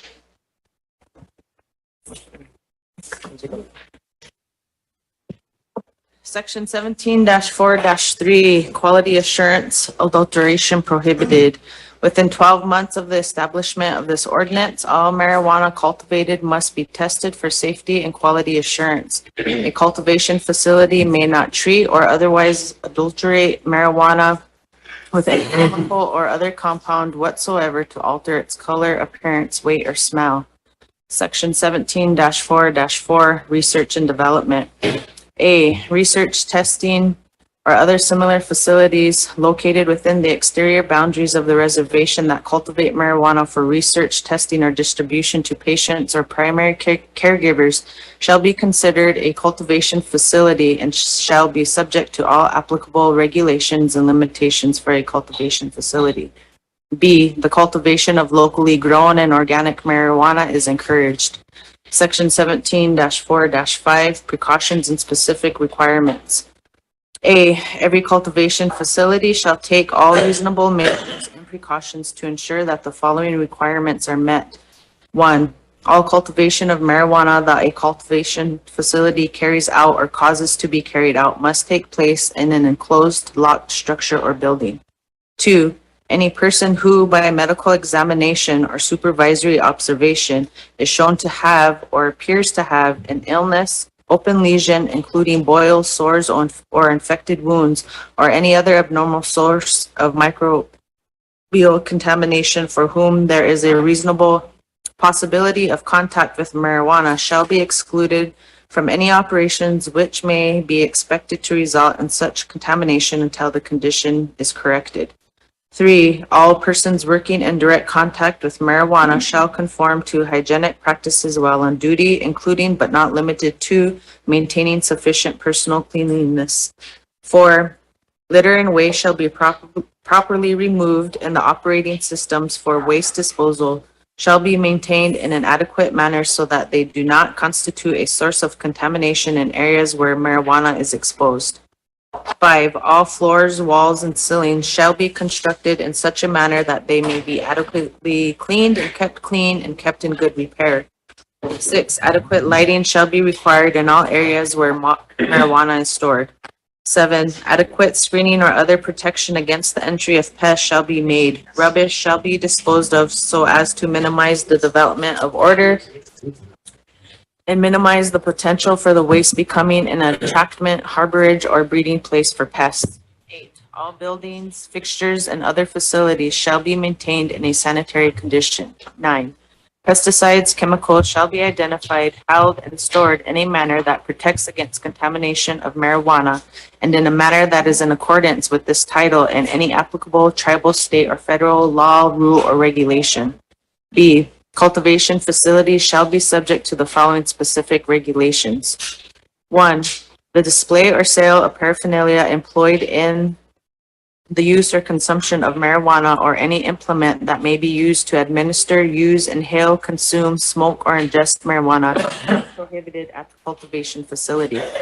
2, the cultivation of marijuana shall not adversely affect the health or safety of the employees or the facility in which it is cultivated or processed, or nearby properties through creation of mold, mildew, dust, glare, heat, noise, noxious gases, or odor, smoke, traffic, vibration, or other impacts, or be hazardous because of the use or storage of materials, processes, products, or waste.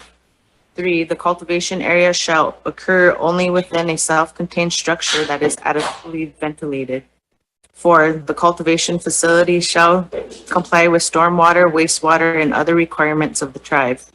5, the water supply shall be sufficient for the operations intended and shall be derived from a source that is a regulated water system.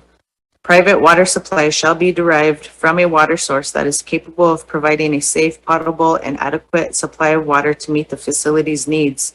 6, the plumbing shall be of adequate size and design and adequately installed and maintained to carry sufficient quantities of water and that shall properly convey sewage and liquid disposable waste from the cultivation facility.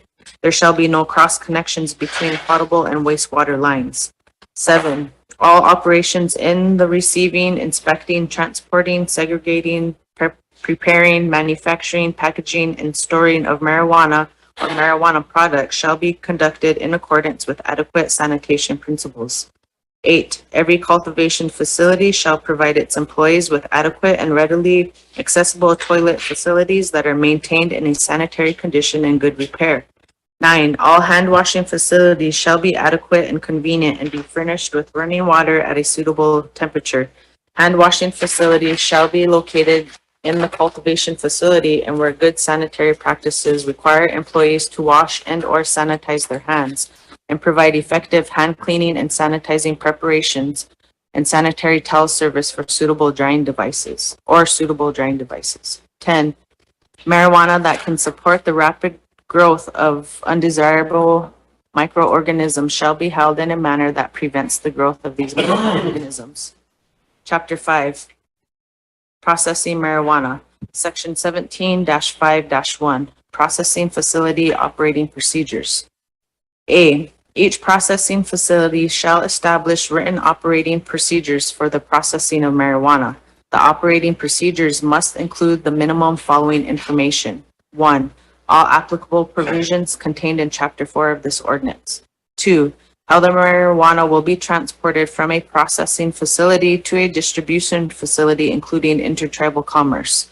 3, the procedure and documentation process for determining patient dosage, including testing for the major active agents in the marijuana product. Cannabinoids, THC, CBD, and CBN.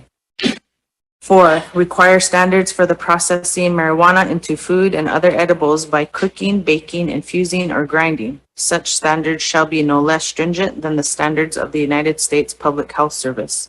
5, require standards for the packaging of edibles and other similar products. Such packaging shall be nondescript and shall not mimic, resemble, or be representational of candy, cookies, or other food products that might attract or entice children.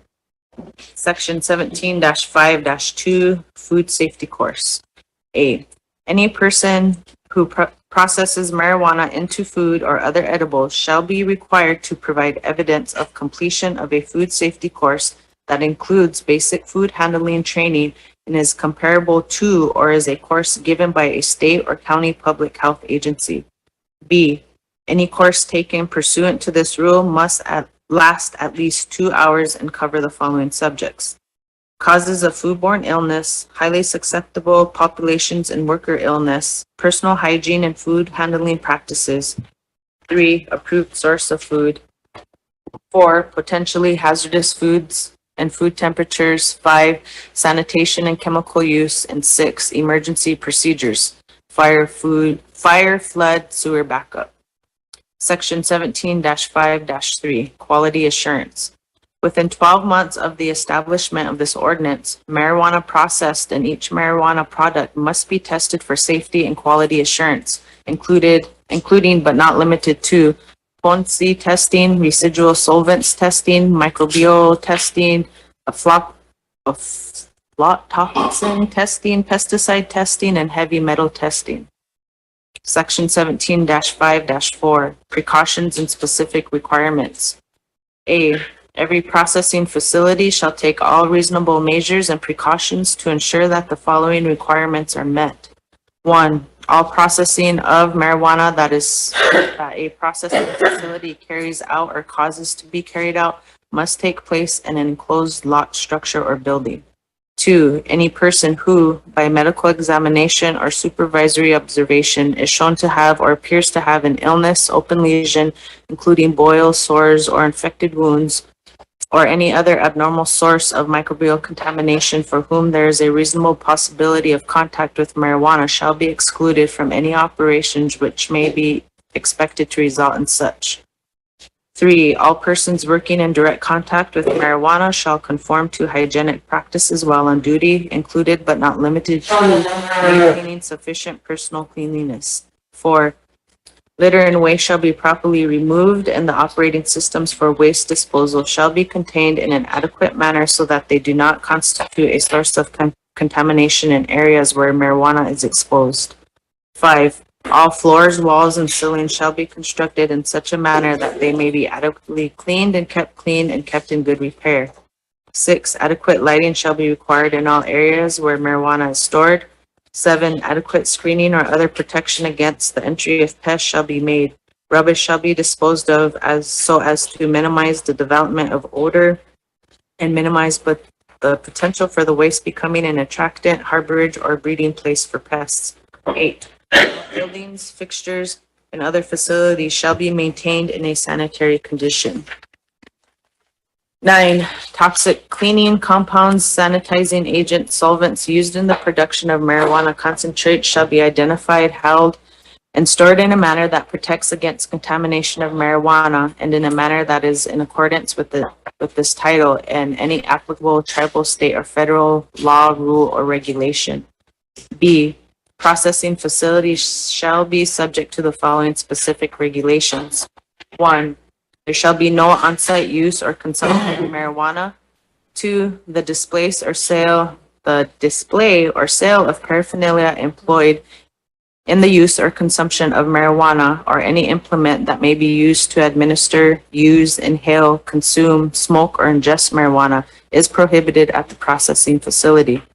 The processing of marijuana shall not adversely affect the health or safety of the employees or the facility in which it is cultivated or processed, or nearby properties through creation of mold, mildew, dust, glare, heat, noise, noxious gases, odor, smoke, traffic, vibration, or other impacts, or be hazardous because of the use or storage of materials, processes, products, or waste. 4, the processing area shall occur only within a self-contained structure that is adequately ventilated. 5, the processing facility shall comply with stormwater, wastewater, and other requirements of the tribe. 6, the water supply shall be sufficient for the operations intended and shall be derived from a source that is a regulated water system.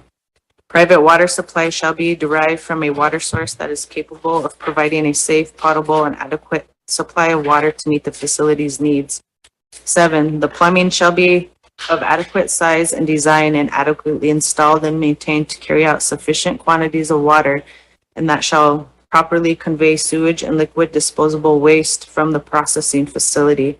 There shall be no cross connections between the potable and wastewater lines. 8, all operations in the receiving, inspecting, transporting, segregating, preparing, manufacturing, packaging, and storing of marijuana or marijuana products shall be conducted in accordance with adequate sanitation principles.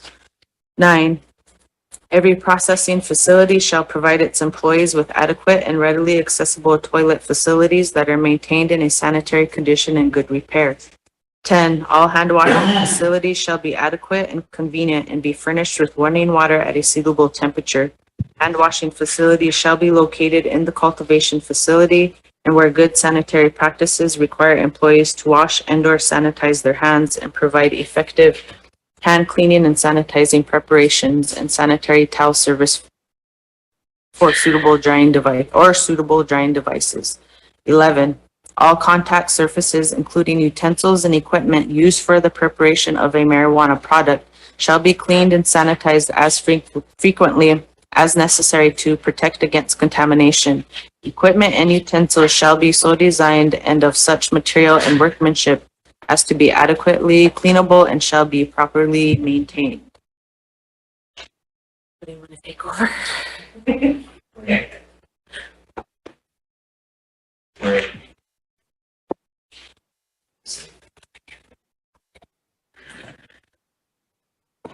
Section 17-5-5, marijuana concentrates. A processing facility may produce the following concentrates. 1, water-based marijuana concentrates. 2, fat-based marijuana concentrates. 3, solvent-based marijuana concentrate. And 4, critical fluid extraction marijuana concentrates. Provided the solvents used in this process only include N-butane, iso-butane, propane, heptane, or carbon dioxide. B, a processing facility that engages in the production of marijuana concentrates regardless of the method of extraction or type of concentrate being produced must, 1, ensure that the space in which any marijuana concentrate is to be produced is a fully enclosed room and clearly designated. 2, establish a standard operating procedure for each method used to produce a marijuana concentrate.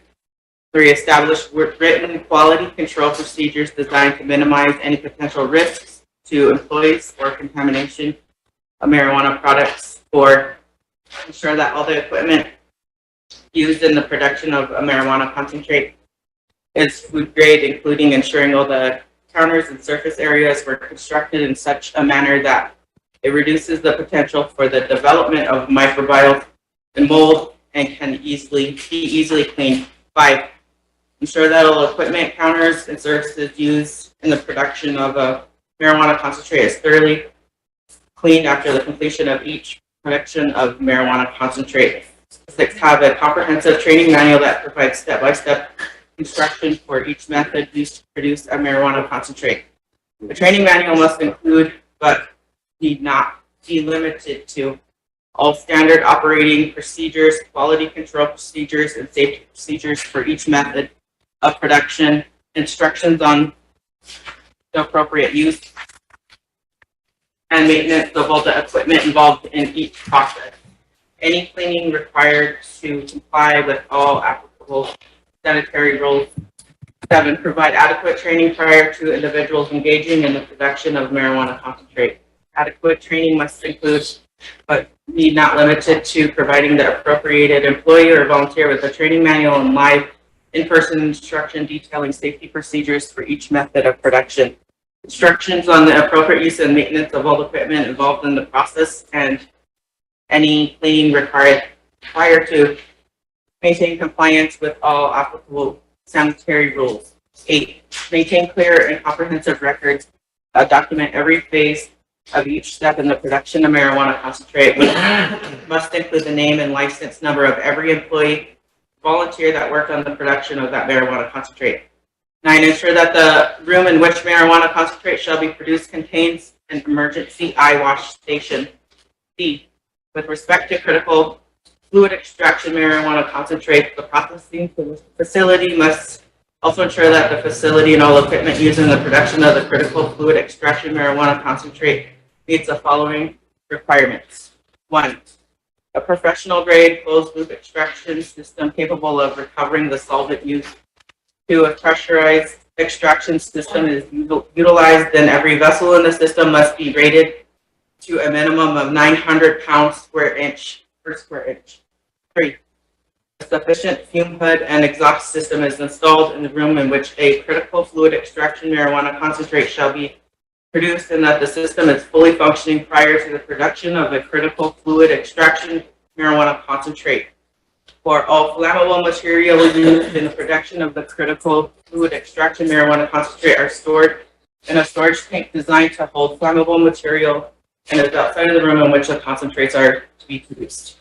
5, a sufficient fire suppression system is installed in the room in which a critical fluid extraction marijuana concentrate shall be produced, and that the system is fully functioning prior to the production of a critical fluid extraction marijuana concentrate. 6, a hydrocarbon gas monitoring system, a carbon dioxide gas monitoring system, or both, depending on the type of marijuana concentrate to be produced, with emergency shutdown relays is installed in the room in which a critical fluid extraction marijuana concentrate shall be produced, and that the system is fully functioning prior to the production of a critical fluid extraction marijuana concentrate. 7, the room in which a critical fluid extraction marijuana concentrate shall be produced is a spark-free environment. 8, the room in which a critical fluid extraction marijuana concentrate shall be produced contains an emergency shower. 9, ensure that all the fluids used in the extraction process are food grade and 99% pure. 10, establish the standard operating procedure for the type of critical fluid extraction marijuana concentrate to be produced that is designed to maximize employee safety, minimize potential contamination of products with residual solvents or microbial and mold. Chapter 6, distributing marijuana. Section 17-6-1, distribution facility operating procedures. A, each distribution facility shall establish written operating procedures for the distribution of marijuana. The operating procedures must include the minimum following information. 1, all applicable provisions contained in chapters 4 and 5 of this title. 2, a description of the screening, registration, and validation process for consumers. 3, a description of consumer records, acquisition and retention procedures.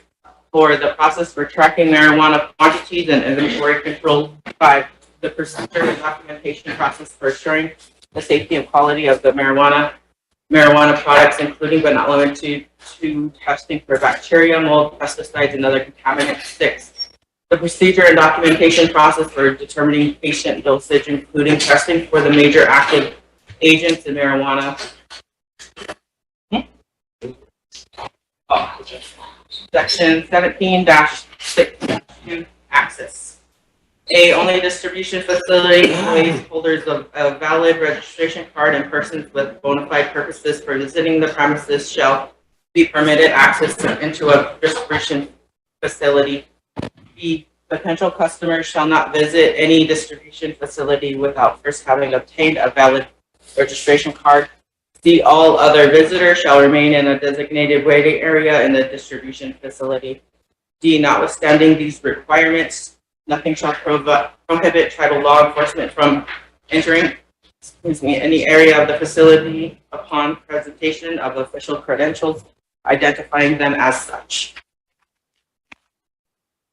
Section 17-6-3, duties of distribution facility. A, each distribution facility shall ensure all of the following. 1, the weight, concentration, and content of THC and all marijuana, edible marijuana products that the distribution facility sells is clearly and accurately stated on the product sold. 2, that the distribution facility does not sell to a person 1 ounce of usable marijuana flower, 1 gram of marijuana product, or 8 grams of marijuana concentrate within 1 business day. The weight of all of an edible shall not be included in the calculations of grams per this section. Only marijuana concentrate. 3, that posted clearly and conspicuously within the distribution facility are the limits on the possession of marijuana as set forth in subsection 2. B, each distribution facility shall be staffed with at least 1 person during hours of operation who shall not be responsible for dispensing marijuana. The distribution facility shall have a responsible person who shall be at least 18 years of age and shall be on the premises to act as manager at all times during which the distribution facility is open to the public or any portion thereof. Section 17-6-4, precautions and specific requirements. A, the distribution facility shall be subject to the following specific regulations. 1, the distribution facility shall only distribute marijuana or marijuana products to holders of a valid registration card. 2, the distribution facility shall display rules and regulations in a conspicuous place that is readily seen by all persons entering the distribution facility. 3, there shall be no on-site use or consumption of marijuana except in a designated area. Each building entrance to the distribution facility shall be clearly and legibly posted with a notice indicating that smoking, ingesting, or consuming marijuana on its premises or in the vicinity of the distribution facility is prohibited except in designated areas. For holders of a valid registration card shall not be permitted to take marijuana or marijuana products from the distribution facility. Such persons may have any amount of purchase from a distribution facility stored in a secure location by the distribution facility. 5, each building entrance to the distribution facility shall be clearly and legibly posted with a notice indicating that persons under the age of 18 are precluded from entering the premises. 6, the distribution facility shall only distribute marijuana or marijuana products during normal business hours. 7, on-site display of marijuana plants visible from the outside shall be prohibited, including live plant or graphic representations of the marijuana plant. 8, the distribution of marijuana shall not adversely affect the health or safety of the employees, volunteers, or the facility in which it is distributed or nearby properties through creation of mold, mildew, dust, glare, heat, noise, noxious gases, odor, smoke, traffic, vibration, or other impacts, or be hazardous because of the use or storage of materials, processes, products, or waste. Section 17-6-5, packaging. A, every package or unit of marijuana or marijuana product distributed shall have a label or labels that state the following as they may be applicable. 1, the name of the product. 2, an identification and tracking number for the specific packing or unit of marijuana or marijuana product. 3, the species or strain of the marijuana. 4, identification of the strength and dosage of marijuana within 12 months of the passage of the ordinance. 5, a statement that the marijuana or marijuana product has been tested for safety and quality assurance that the testing results and chain of custody information is available by contacting the distribution facility within 12 months of passage of this ordinance. 6, all edibles must be sold in child-resistant packaging that is commonly accepted in the cannabis industry. B, the following warning is placed in a conspicuous location on the package for use by adults 18 and older. Smoking may be hazardous to the health of the user, and smoking by pregnant women may result in fetal injury, premature birth, and low birth weight. Further ingestion of marijuana in any form may be hazardous to the health of the user and may impair the judgment of the user.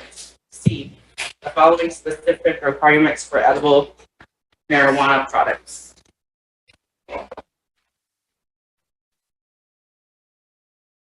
1, list all ingredients used to manufacture the edible marijuana product, which may include a list of any potential allergens contained within or used in the manufacture of the product. 2, a statement that the marijuana product is perishable must be refrigerated. 3, a product expiration date for perishable marijuana products upon which the product will no longer be fit for consumption, or a use by date upon which the product will no longer be optimally fresh. Once a label with a use by or expiration date has been affixed to a container of a marijuana product, it may not be altered in any way or have a new label affixed with a later use by date or expiration date. 4, all edibles must be sold in child-resistant packaging that is commonly accepted in the cannabis industry. Okay. 6. Section 17-6-6, electronic verification system. A, each distribution facility shall maintain an electronic verification system. B, the electronic verification system shall be able to monitor and report information, including without limitation. 1, for each person who holds a valid registration card and who purchased marijuana from the distribution facility in the immediately preceding 60-day period. 2, the number of the card. 3, the date on which the card was issued. 4, the date on which the card will expire. 5, verification of the identity of the person to whom marijuana or marijuana products are sold or otherwise distributed. And 6, such other information as the Cannabis Control Commission may require. C, nothing in this section prohibits more than one distribution facility from co-owning an electronic verification system in cooperation with another distribution facility or sharing information obtained therefrom. D, a distribution facility must exercise reasonable care to ensure that the personal identifying information of the persons who holds a valid registration cards, which is contained in an electronic verification system, is encrypted, protected, and not divulged for any purpose not specifically authorized by law. Section 17-6-7, public consumption authorized. Individuals who purchase marijuana and marijuana products in accordance with this title may consume marijuana at tribally designated locations, whether indoor or outdoor, provided that A, if the age of the consumer is verified and the individuals under the age of 18 are not allowed entrance to the public area. Chapter 7, transportation of marijuana. Section 17-7-1, transportation, provided that appropriate in-transit security measures are taken, the delivery or transportation of marijuana or marijuana products between facilities and laboratories with respect to intertribal commerce. Section 17-7-2, shipping containers. Every marijuana business shall be be responsible for sealing all shipping containers of marijuana or marijuana products immediately upon the conclusion of the safe and secure stuffing process and must keep a record of each seal number.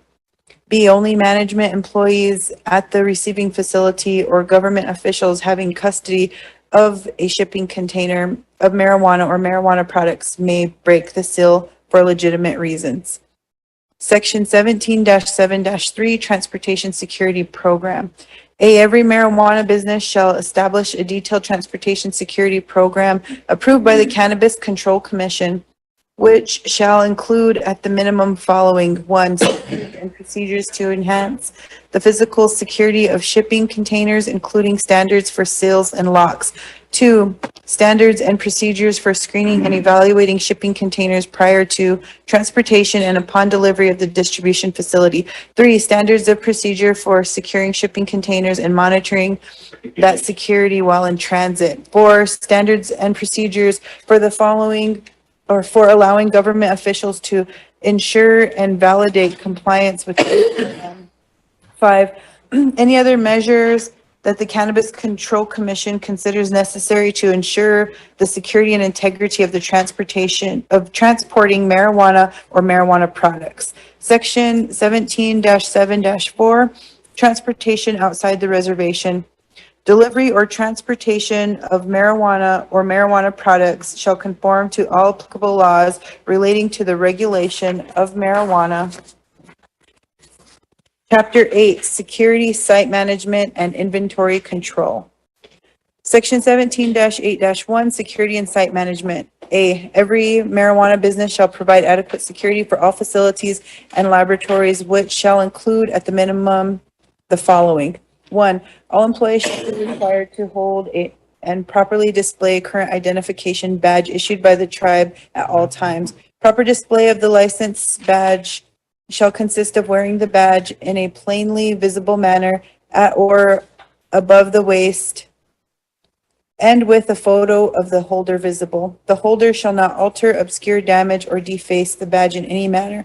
2, security surveillance cameras shall be installed and maintained in good working condition to monitor the main entrance and the exterior of all facilities and laboratories to discourage loitering, crime, illegal, or nuisance activities. Security video shall be maintained for a minimum of 72 hours. 3, professionally monitored robbery alarm and burglary alarm systems shall be installed and maintained in good working condition. 4, professionally monitored fire alarm and fire suppression systems shall be installed and maintained in good working condition. 5, at all times, there shall be at least one licensed uniformed security guard or tribal police officer present and visible on the premises of all facilities at the laboratories. 6, all points of ingress and egress shall have commercial grade, non-residential door locks. Section 17-8-2, disturbance of the peace. Marijuana business shall take all reasonable steps to discourage and correct disturbances of peace, open public consumption of marijuana or alcohol, excessive pedestrian or vehicular traffic, illegal drug activity, harassment of passerby, excessive littering, excessive loitering, illegal parking, excessive loud noises, especially late at night or early in the morning hours, lewd conduct or police detentions and arrests.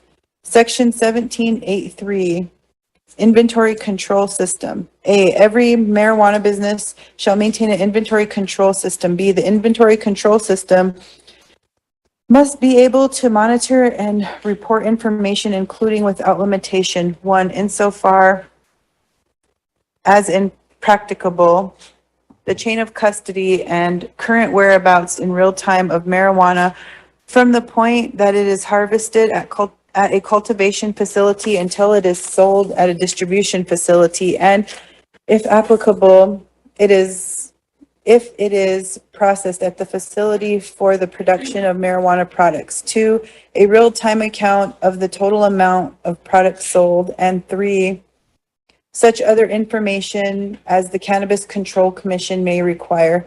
Nothing in this section prohibits a cultivation facility processing facility or distribution facility from co-owning an inventory control system in cooperation with other facilities or sharing information obtained therefrom. 1784 audits. 1A, each marijuana business shall be prepared to provide an annual financial statement of every cultivation facility, processing facility, and distribution facility using generally accepted accounting principles that are audited by the independent certified public accountant in conformity with general accepted auditing standards. B, every marijuana business shall undergo an annual health and sanitary audit of any facility by an independent consultant. The scope of the audit may include, but not limited to, whether the facility and laboratory is in compliance with the requirements set forth in this title and other applicable health, sanitary, food handling laws, rules, and regulations. Failure to perform in the independent audit may result in suspension of operations until the completion of the independent audit and implementation of any required remedial measures is made. Section 17.8.5, training. All employees shall receive appropriate training for their intended duties to ensure understandings of the rules and procedures regarding marijuana in compliance with this title. Chapter 9, Cannabis Control Commission. Section 17.9.1, Commission establishment, duration, attributes.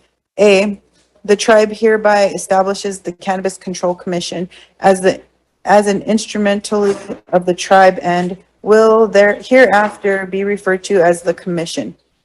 The Commission is under the directive of the Cannabis Control Commission and may fulfill any obligations of the Cannabis Control Commission under this ordinance. C, in carrying out its purpose under the ordinance, the Commission shall function as an arm of the tribe. D, composition, term of office. 1, the Commission shall have 5 members, with 1 member being the Commission Chairperson. The Commission Chairperson shall be elected every 4 years by the members of the Commission. 2, each Commission member shall be appointed by the Cannabis Control Commission and shall generally serve a 4-year term, with 1 commissioner of the board servicing an initial 2-year term. The 4 members of the commission must be members of the Rosebud Sioux tribe. 1 member will be a non-RST enrolled member. No commissioner shall be eligible for appointment to the commission who has been convicted of a felony by the federal or state court.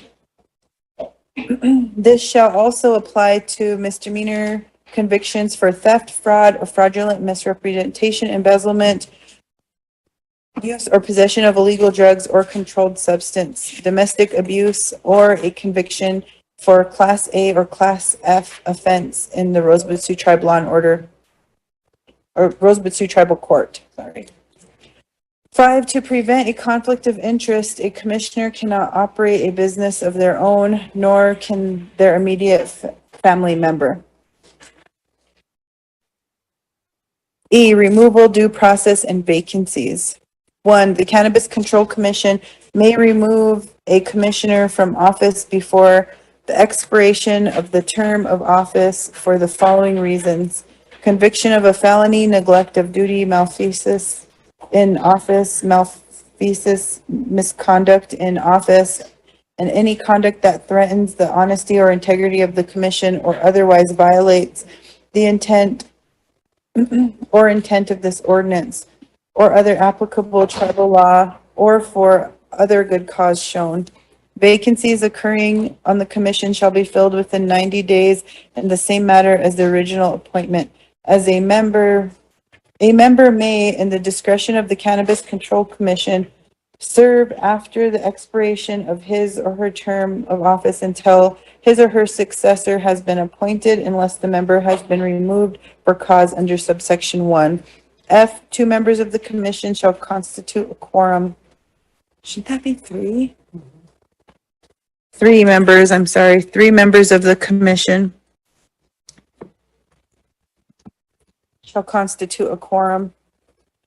The commission shall meet at the call of the president or Cannabis Control Commission at a scheduled meeting date set by the Cannabis Control Commission. H, if the commission shall not have at least 3 individuals on it. The Cannabis Control Commission shall act as the commission. Section 1792, sovereign immunity. A, the commission shall enjoy all of the privileges and immunities of the tribe except as specifically limited by this ordinance. Sovereign immunity from suit in the state, federal, or tribal court. B, the commission shall have no authority to waive sovereign immunity of the tribe, the commission, or any other tribal entity. C, nothing in this ordinance shall be deemed or construed to be a waiver of the commission's sovereign immunity from suit. D, nothing in this ordinance shall be deemed or construed as a consent of the commission to the jurisdiction of the United States, any state, or any other tribe with regard to the business or affairs of the commission. E, notwithstanding any other provision herein as an entity of the tribe, the commission's immunity from suit shall be at all times deemed waived for the actions against the commission initiated by the Cannabis Commission of the tribe. Does someone else want to take over?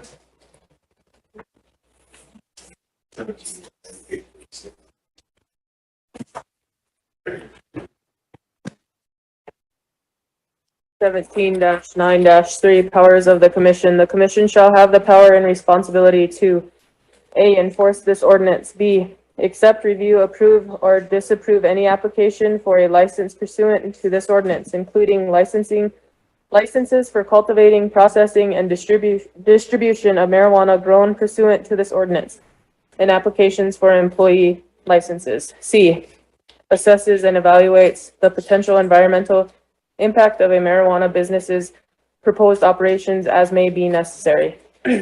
D, impose any fees necessary to the regulation of the cultivation, processing, and distribution of marijuana grown, and collect any fees imposed by this ordinance or the commission. E, conduct or arrange for audits of marijuana businesses as may be necessary. F, conduct or arrange for background checks on applicants for employee licenses and determine their eligibility to be employed by licensed businesses operating. G, adopt regulations to implement the provisions of this ordinance, including for the assessment and collection of civil fines against any persons in violation of this ordinance. H, to issue an order of temporary closure of a marijuana business in the event the commission determines that immediate closure is necessary to protect public safety. 17-9-4, duties of commission. The commission, A, shall monitor the cultivation, processing, and distribution of marijuana grown within the boundaries of the tribe. B, shall inspect and examine all premises located within the boundaries of the tribe on which the cultivation, processing, and distribution of marijuana grown were necessary. C, keep accurate records of all applications for licensing or licensure, grants, or denials of licenses, receipts of fees, distribution of fees, and revenues to the tribe, and other matters within the responsibility of the commission. D, may demand access to and inspect, examine, photocopy, and audit all papers, books, and recordings respecting gross revenue of the cultivation, processing, and distribution of marijuana conducted within the boundaries of the tribe, and any other matters necessary to carry out the duties of the commission under this ordinance. E, shall promulgate such regulations and guidelines as it deems appropriate to implement the provisions of this ordinance. 17-9-5, limitation of commission powers. A, the commission shall not regulate the tribe or any entities except with respect to the activities of cultivating, processing, and distributing marijuana. B, the commission shall not regulate the surplus funds of the cultivation, processing, and distribution of marijuana once the net revenues have been distributed to the tribe or to an entity of the tribe utilizing funds. C, the commission shall not require members of the Cannabis Control Commission to obtain an employee license from the commission. 17-9-6, compensation of the commission. The members of the commission shall each be paid an equal amount out of the commission's operating budget at the rate set by Marijuana Control Commission. If no action is taken by the executive committee, the compensation for the commission members shall remain at the same as the previous year. 17-9-7, quarterly reports. The commission shall provide a quarterly report to the RST Economic Development Committee Summarizing the commission's official actions, activities, investigative reports, and reports received from any marijuana business as it deems necessary to keep the Cannabis Control Commission fully informed as to the status of the commission's activities. 17-9-8, review of decisions. A person aggrieved by a decision of the commission to deny, suspend, or revoke an employee license may seek the Cannabis Control Commission's review of such decision by filling out a written petition for review with the entity the tribal council designates within 30 calendar days of the service of the written notice of decision. If a petition for the reconsideration is not filed within such time, the commission's decision shall be final. B, following review and consideration of the petition for review, the Cannabis Control Commission may overturn the decision of the commission subject to such conditions as it deems responsible under the circumstances to protect the public health, safety, and welfare of the tribe and its tribal members, or the Cannabis Control Commission may affirm the decision of the commission. The decision of the Cannabis Control Commission shall be final and not subject to judicial review. Chapter 10, miscellaneous provisions. 17-10-1, severability. The provisions of this title are declared to be separate and severable.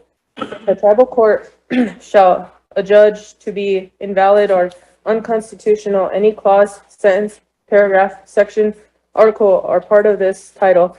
Such judgment or decree shall not affect, impair, invalidate, or nullify the remainder of this title. Excuse me.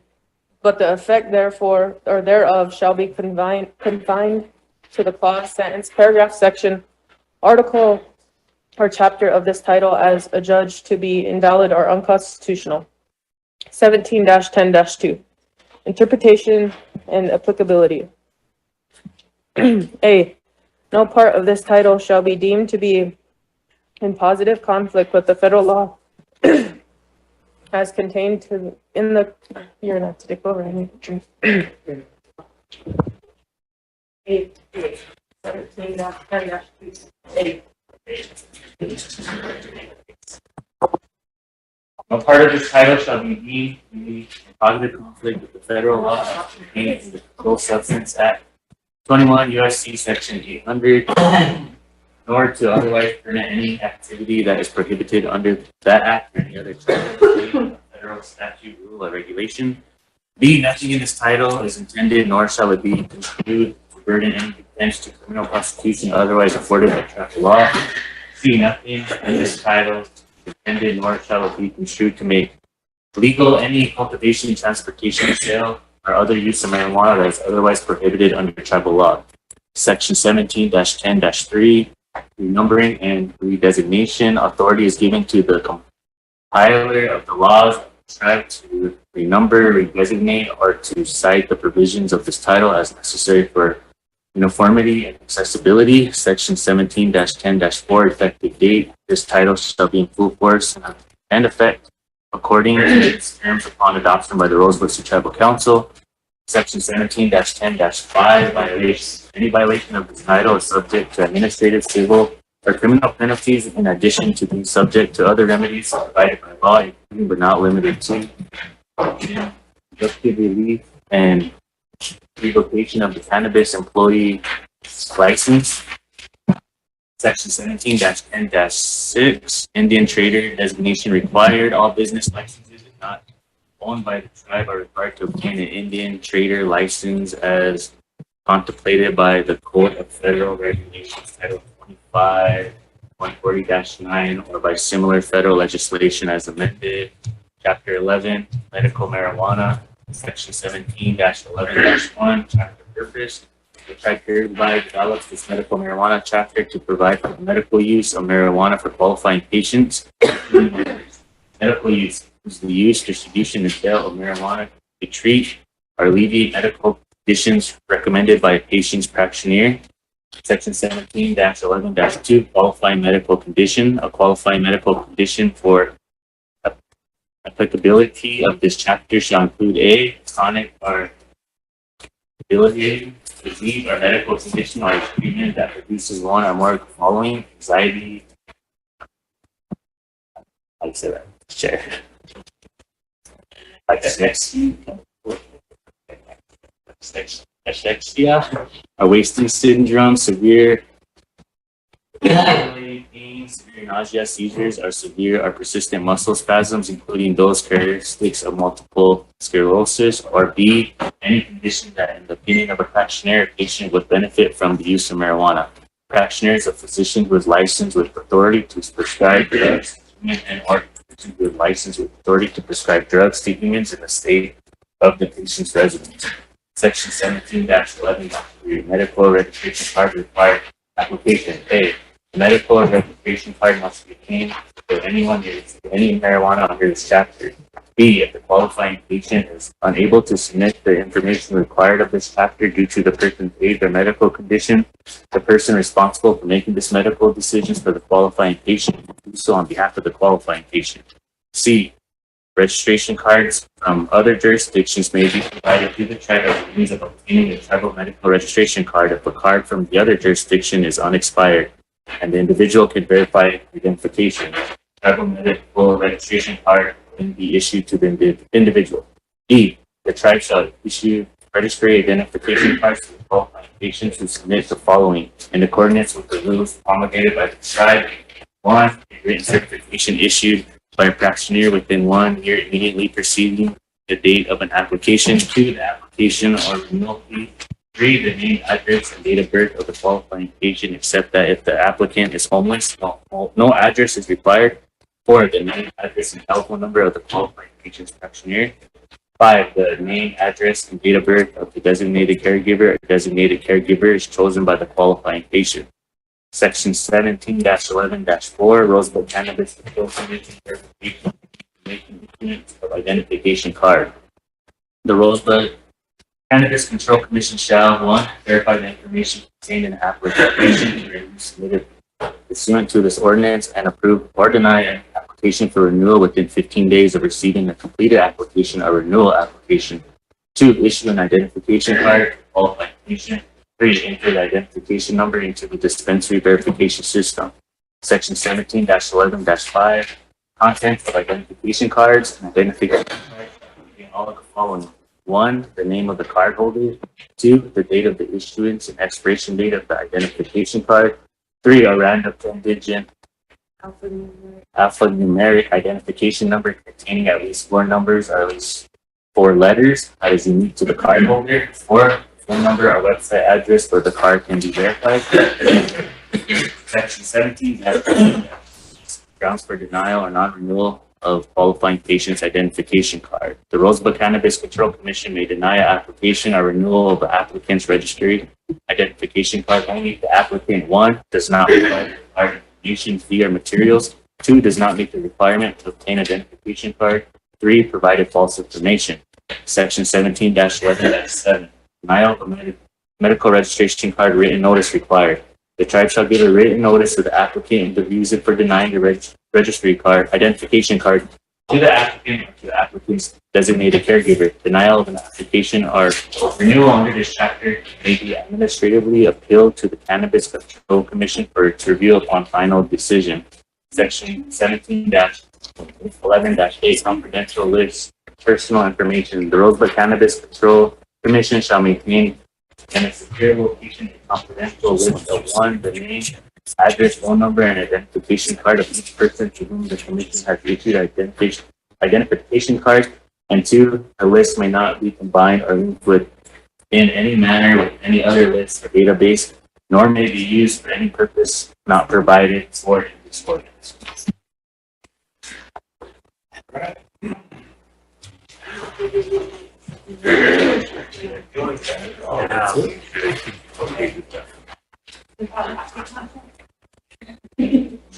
I wanted to know the change on, for a typo on page 35. To the top, it says each commission member shall be appointed by the Cannabis Control Commission, and that should say tribal council. And then, section E, and section F, that should say 3 and not 2. We'll make note of that. So it's a total of 500. Yeah.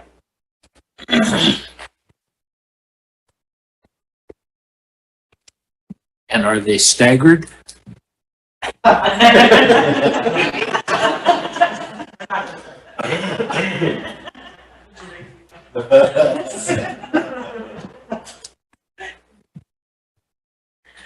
Okay, our motion is on the floor. We had a second to approve 269, and we've read it. You guys have read it into the record. Thank you for all the reading. All in favor, raise your hand, please. 1, 2, 3, 4, Did you call for the? 5, 6, 7. Pardon me? Did you call for the question? Oh, I guess I did. Sorry. Sure. All in favor? 1, 2, 3, 4, 5, 6, 7, 8, 9, 10, 11. 11. Stan? Oh. Dwight? No. Donna? Yes. Opposed? 1, 2, Not voting? 2. Motion carried. Council, you want to take a lunch break? Our food is back there. Before we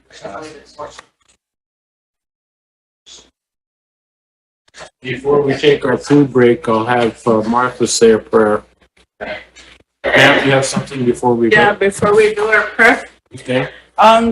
Chairman, I guess my opposition on this was we didn't do it the proper way. And I wanted that noted for the record so that if there's any other things that are going to be filed, that at least for the record, I didn't agree to it. Thank you. Martha, prayer, please. Vasla kantakai avoitea hipmun katkasla unkipiaste pie. Että we chose ani woki wangla kem kupie ho mitakiasi.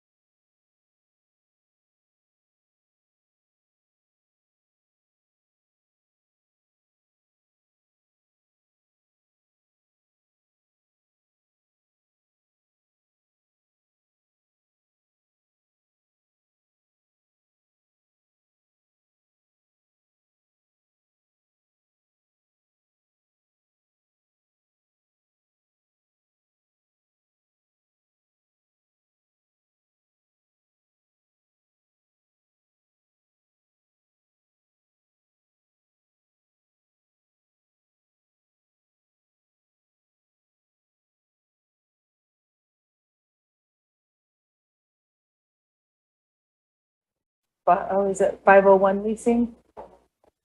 All of our revenue projections are included in this amount. Okay. So anything, like it said, if revenue should increase, we could go back and revisit this budget and plug in where we need to. Because some of these programs fall short every year from paying their, payroll. And that's why we put a limitation on the equipment and furniture purchases. So if we get more beer sales, for instance, or our cannabis picks up, or our casino comes, revenue increases with that, then we'll come back and revisit it. But just at this time, here and now, this is how we budgeted it to balance it out.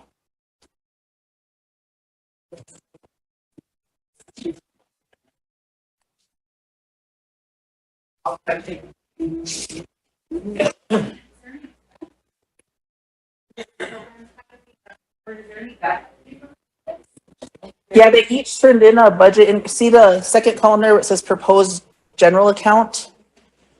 And the numbers are higher. Some of them are higher, like take Attorney General, for instance. Their 2022, they were budgeted at 632,944. So their proposed budget for 2023, they wanted 1,391,818. But in order to balance it, we approved them at 571,000 at the last column.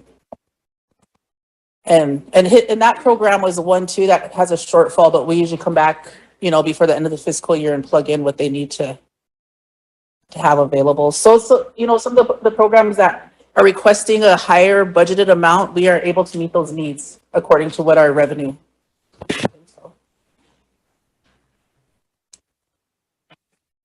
No further discussion. Vanessa wants the question. All in. Oh, sure. Absolutely. Take a few minutes. Then we'll call for the question.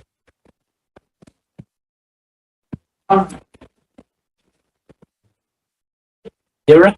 I see for TIPCO, it's only 60,000. They have all of our cultural resources.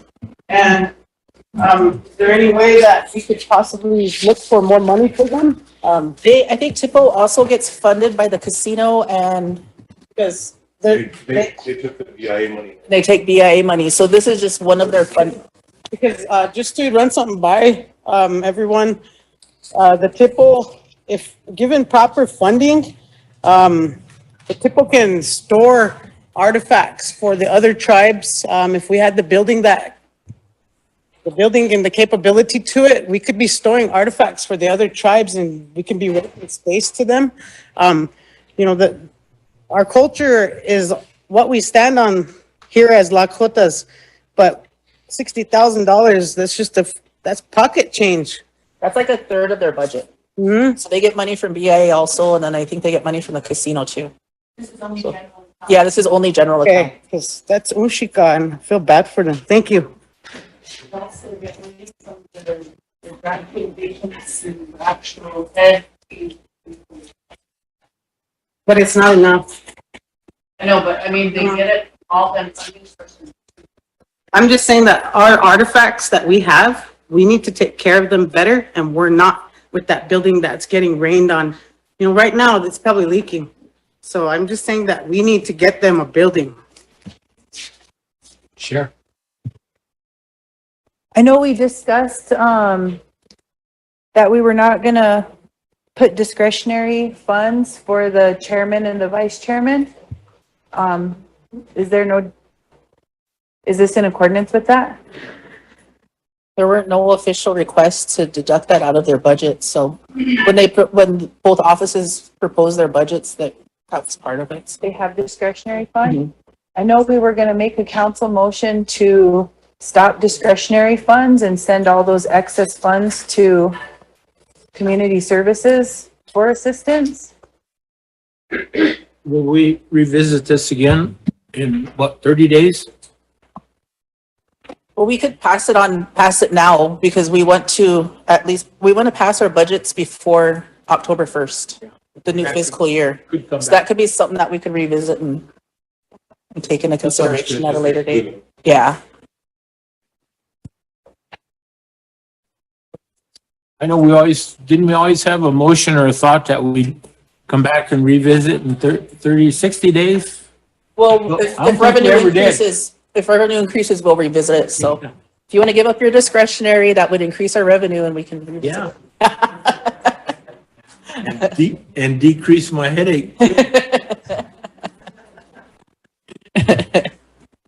Is there any other discussion, questions on the general account budget? Sherry, you need a little more time? Yes. I'm not trying to be difficult, so I apologize to the committee. I'm sure you did your due diligence. I just would really like to see what their budgets are. And you did mention that you'd come back and we'd review them if there's an increase, or we're just going to review them again. if there is an increase, we can always review them down the line. I think they did email all of council the budgets that go line item by line item. Okay. So if you didn't get that, I could forward that on to you. But I'm pretty sure they sent it out to all the council.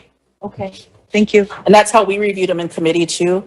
When we have a meeting with no programs and ask for a closed meeting, we go line item by line item. Ray, Oh, yeah. I just have a question on the radio station.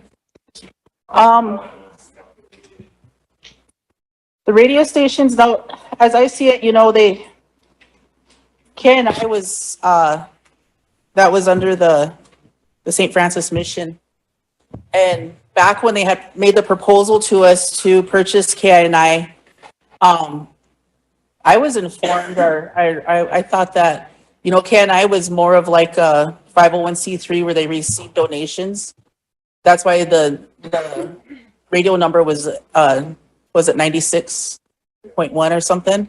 And then when we got developed Koya was an 88 point something number because that can bring in revenue, which means, is it backwards? Okay.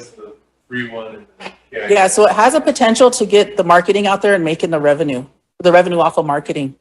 So I don't know, that might be something administration can address that with them, or Tribal Utilities Commission can address to have them vamp up their marketing and go outside, Valentine winter, the boarding towns, and have them buy advertising space. And that would bring in more revenue too. So. Did they bring forth anything to fix the problems that they're going through? Haven't heard anything. Mm-mm. Okay. Yeah. There's not really anything identifying which programs are 100% funded and which ones are just a smaller percentage that are funded. But one of the questions I had was, we discussed health insurance. Did those budgets include estimated health insurance? We haven't gotten anything from I know our health insurance person over at HR had mentioned if we were going to pass a resolution. Well, we haven't been presented with a resolution to budget and finance.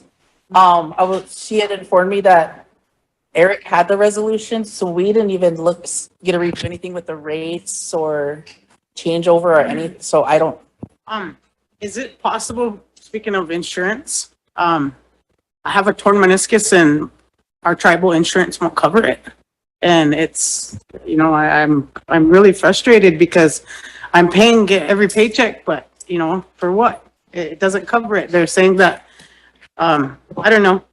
It's just like I'm using Medicaid, and once a provider hears Medicaid, they don't want to help you. I told them I use Unity Insurance, and she said, oh, and then I was called back and told that I don't qualify. So, as council, that's kind of sad. We should be able to have insurance that's going to take care of our needs.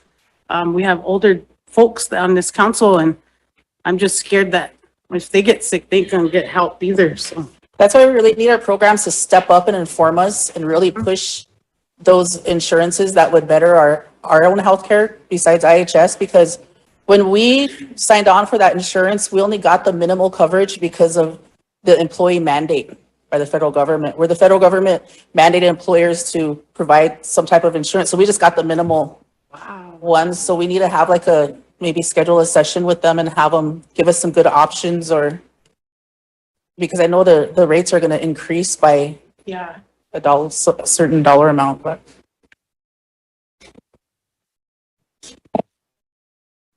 Sherry, did you have another thought? My main concern was just the discretionary fund, the insurance, and knowing the percentages. I do have some clarification that I was requesting too for Indian or for child welfare services. And then we have ICWA on there. Are those two separate programs? So ICWA, ICWA and which one? Child welfare services. It's the fourth one on the list. Wasn't that one spotted, supposed to be spotted still? It's further down. Oh, yeah.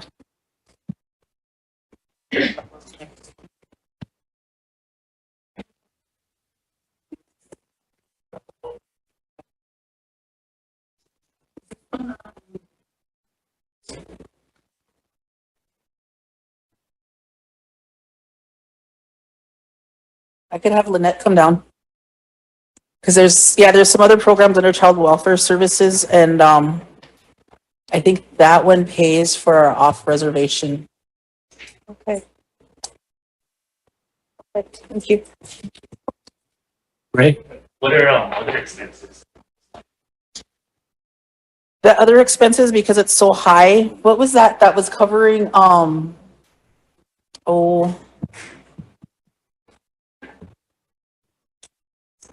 Is that insurance under the insurances?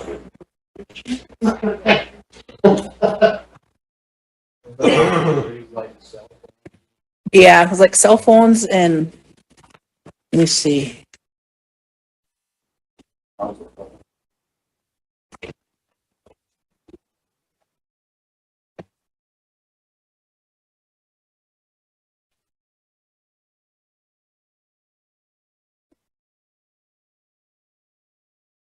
I had that written down because I had that asked that in the meeting too.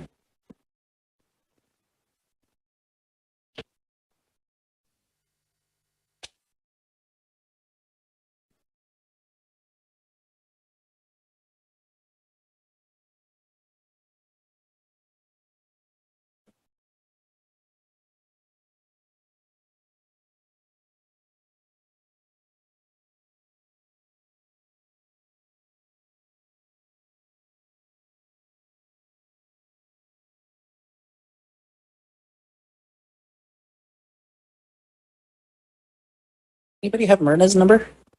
Or should I just go grab her? Okay. She's here. You texted Myrna? Oh. Hello.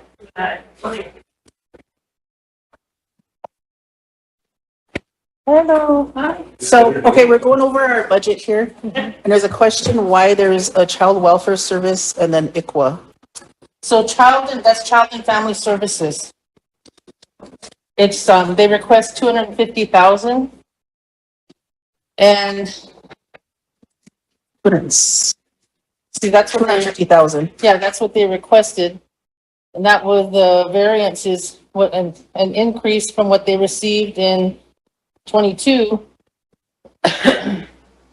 And so it went back down to what was received in 22, and then again, it was lowered by the 15.7% to balance the budget.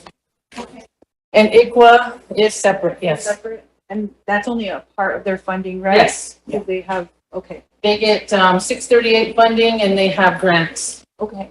I just wanted to. And then the other one was what expenses come out of other expenses? So other expenses is cell phones, it's bank payments, it's interest payments. A large portion of that is for, because the general account, old bills, programs we cannot charge indirect. 913,000 of that has always, well, it used to be $1 million. But they lowered it to 913,000 of that is for indirect shortfall. So that's what that is. Probably the same thing. Okay, so that's IT and finance as well. Which one? Finance as well. The finance. Finance is where we pay. So we have elderly nutrition. We have local matches that we pay from out of there. What else is in there? Like grant matches. Yeah, there's just different things that come out of there. It's not for us to spend, it's for, we just process the payments. As far as matches go, with the Lakota language, I noticed that the approved budget was 77K, 77,979 cents, and I know that you're trying to balance the budget, but, didn't we last year utilize that funding as a match to a grant? The match is supposed to be 100,000. So the difference from what they received this year, they're taking from their childcare revenue. Okay. And increasing it to 100,000. Okay, so that won't affect that match. Well, that's this year. So in 23, it's even lower because we're trying to balance the budget. 10,000 or So, but, and I know we didn't talk about this with, and we're on air, but we don't want to say that. So there may be other revenue sources. Yeah. maybe. Hopefully.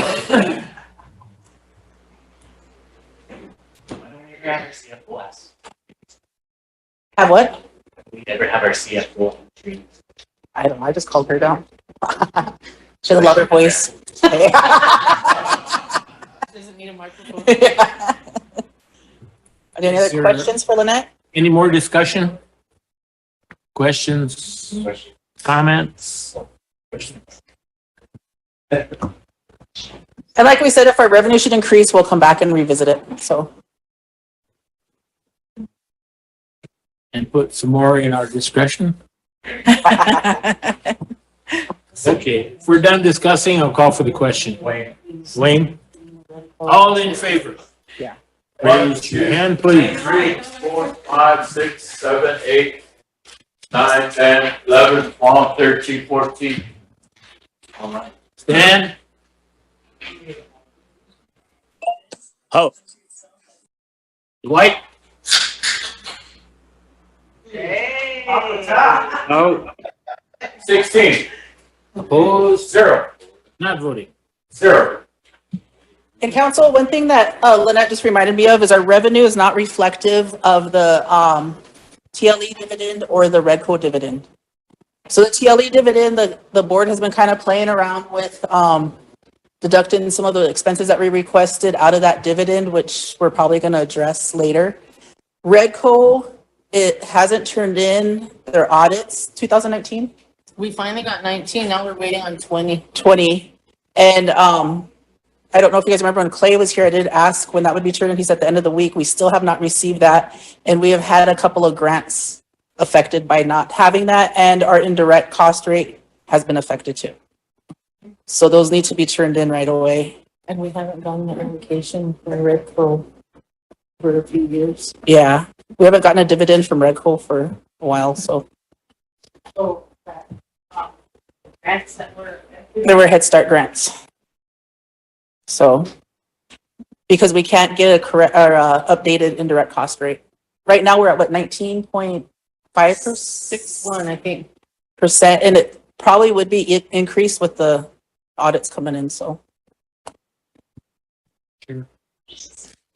Thank you. I guess whenever finance prepares the budgets, I would like to request that we can look at all of the budgets, what the programs make, so we're not alarmed whenever we see that it's just general and we know where all the funding sources come from. I would like to see our budgets, the full overall funding view of the budgets, not just a small portion, because like earlier, Dara thought we were underfunding.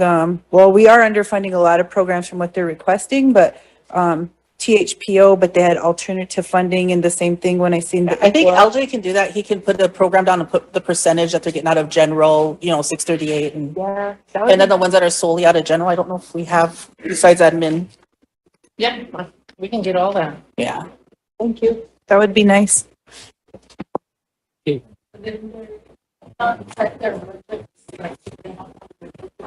That's why we can just. 27,000, that's all. Or how's that going? They switched You're gonna have a revenue share again or what? You got you up too. Yeah, it's like, I was kind of embarrassed about our fair this year. I had a lot of family who were also, tribal dignitaries from other reservations come. And we didn't offer anything to them.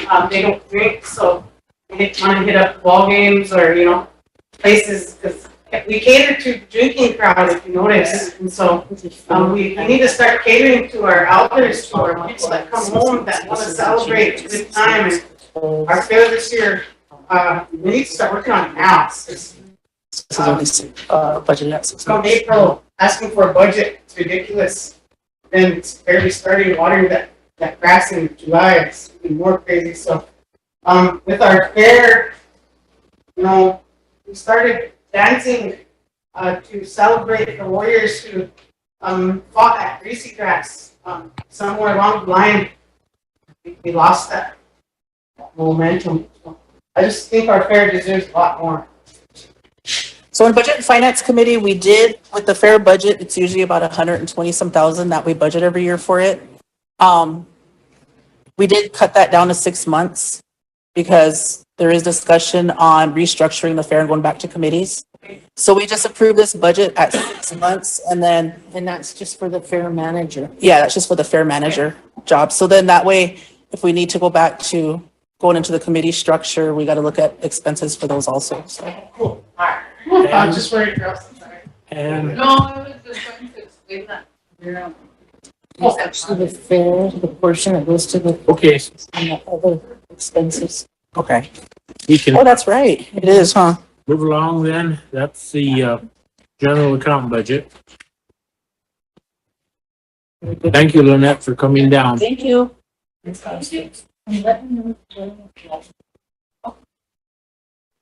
some of that fair, the remaining fair budget money that we put in that other expenses line item. So.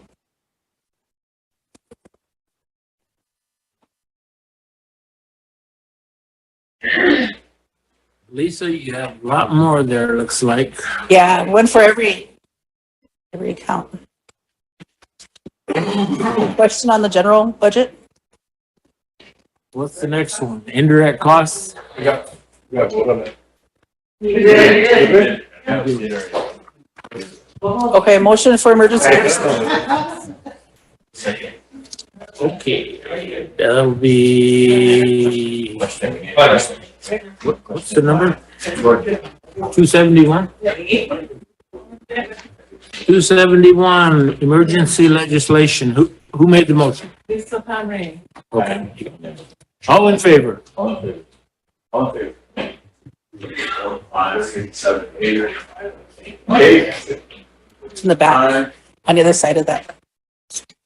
10, 11. Sherry.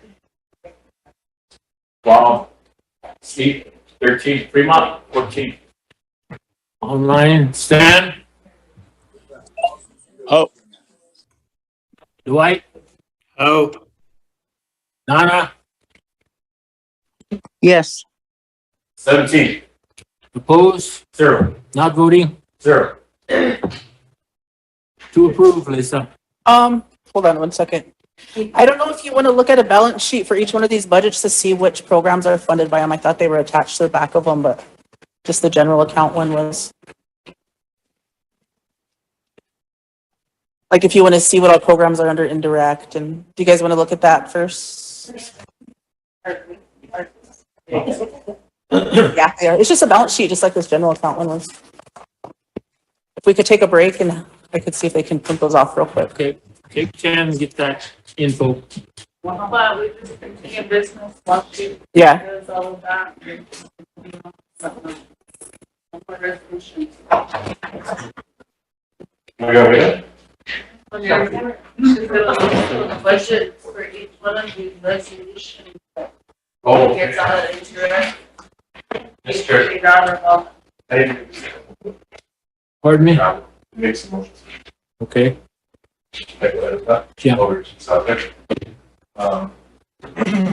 Motion to approve travel for council representatives and the HR director to attend CanaCon seminar in Denver, Colorado. Money money to pay for the travel needs to come out of general account funds. September 24th and 25th. Okay, Wayne's motion is on the floor. Second by Jordan. Any, no discussion, I guess, so need a question. Dara, all in favor? 1, 2, 3, 4, 5, 6, 7, 8, 9, 10, 11, 12, 13. Stan? Oh. Dwight? Oh. Donna?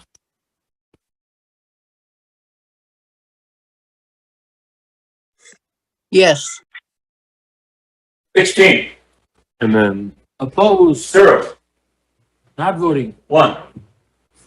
then apparently I thought it was brought up at Land and Natural, but there was no motion.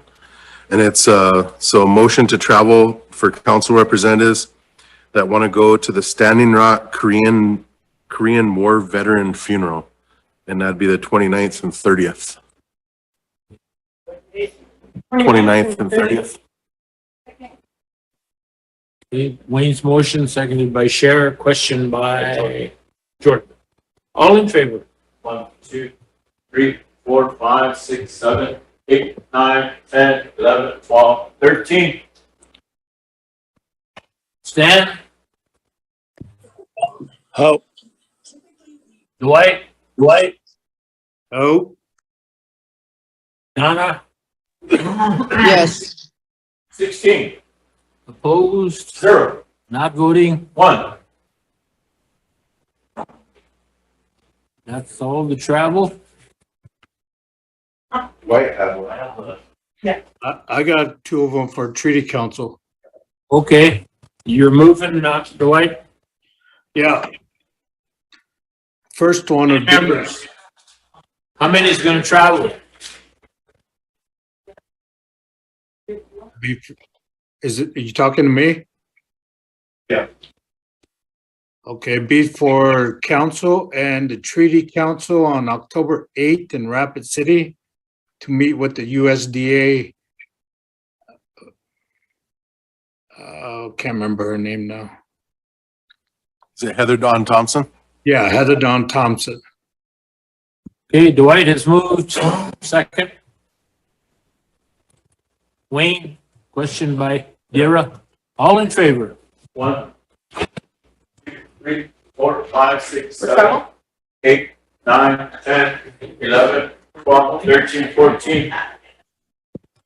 Stan? Oh. Dwight? Oh. Donna? Yes. 17. Opposed? 0. Not voting? 0. I'll make a motion. Sure. Ray? I know there's already a motion made, but it sounds like you're only letting health board members go to the National Indian Health Board Conference that's happening next week in DC. So I'd just like to make a motion for any council rep that's interested in going to attend. Second.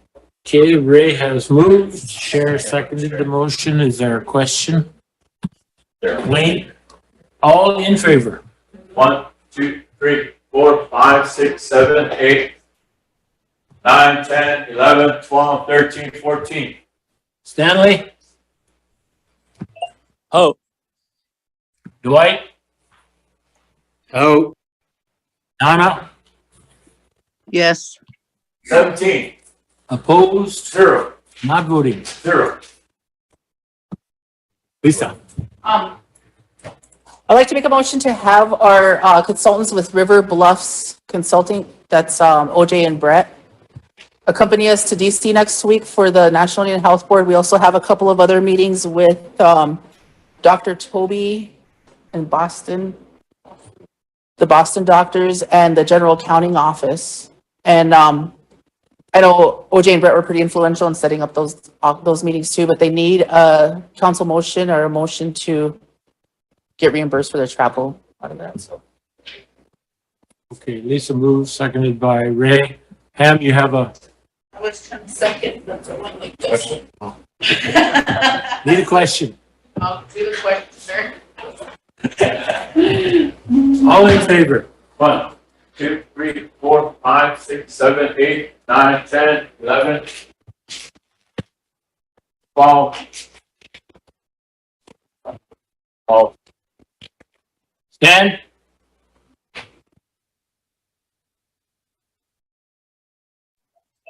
Oh. Dwight? Oh. Donna? Yes. 15. Opposed? 0. Not voting? 2. Chairman, I keep overlooking Jordan. Excuse me, Jordan. Motion to travel for the NIEA convention for the, education. It would be October 5th through the 8th. It's in Oklahoma. For all of council, if anybody wants to attend it. There you go. 5th through the 8th, yes. Jordan has moved, Chair seconded. Question by Micah. All in favor? 1, 2, 3, 4, 5, 6, 7, 8, 9, 10, 11, 12, 13, 14. Brianne. Dan? oh, Dwight? Can you? Oh. Donna? yes. 17. Opposed? 0. Not voting? 0. Donna, do you have a thought? Yeah, I was gonna, present that same motion, but also I wanted to include that, and to recognize Cecilia Fire Thunder. She's getting NIEA Educator of the Year during that time. So, thank you.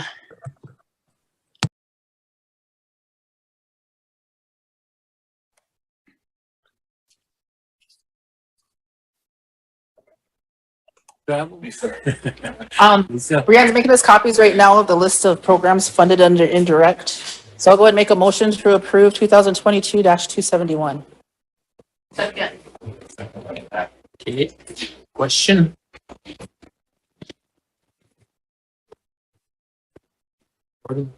All in favor?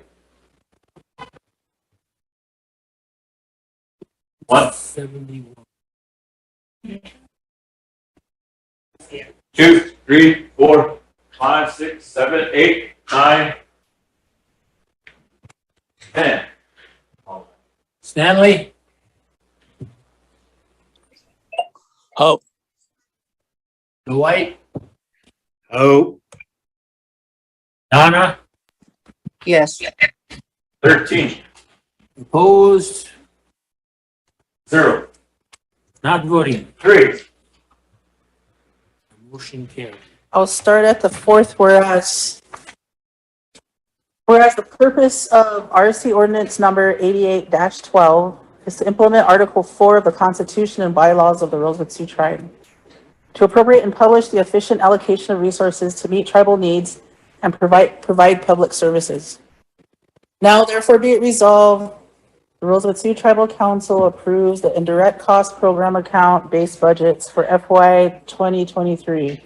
I'm waiting for Brianne to bring those copies. Well, I was just gonna say, Chairman, I don't know why she's reading it, we just got done passing the budget, it's done over with. No, each one has. We didn't even read it indirect, but we passed it just now. No, well, that was for emergency legislation. We already did that one. Huh? We did emergency legislation. I know. But this last one that we did was motion to approve. So we already approved it? Yeah. Oh, okay, I second it and wrote the question. okay. I was running out to get these copies. So in this copy handed out, under the indirect, these are the programs that are funded under this indirect budget.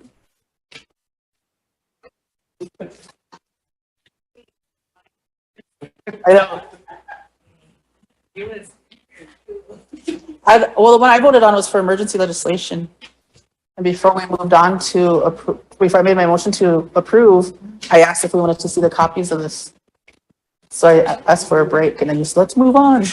Yeah, that Lisa, emergency legislation, Lisa, Pam, Jordan, and it was 17-0-0.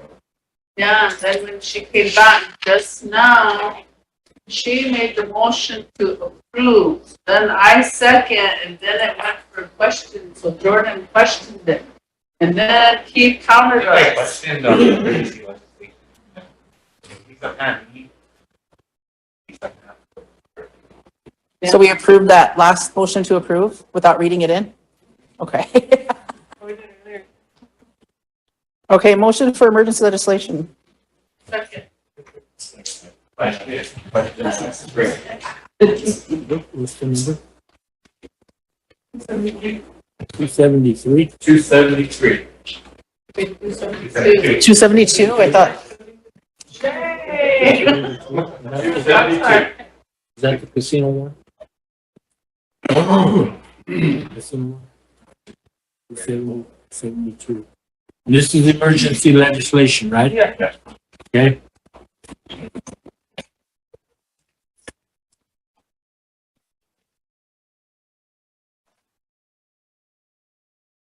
All in favor? 1, 2, 3, 4, 5, 6, 7, 8.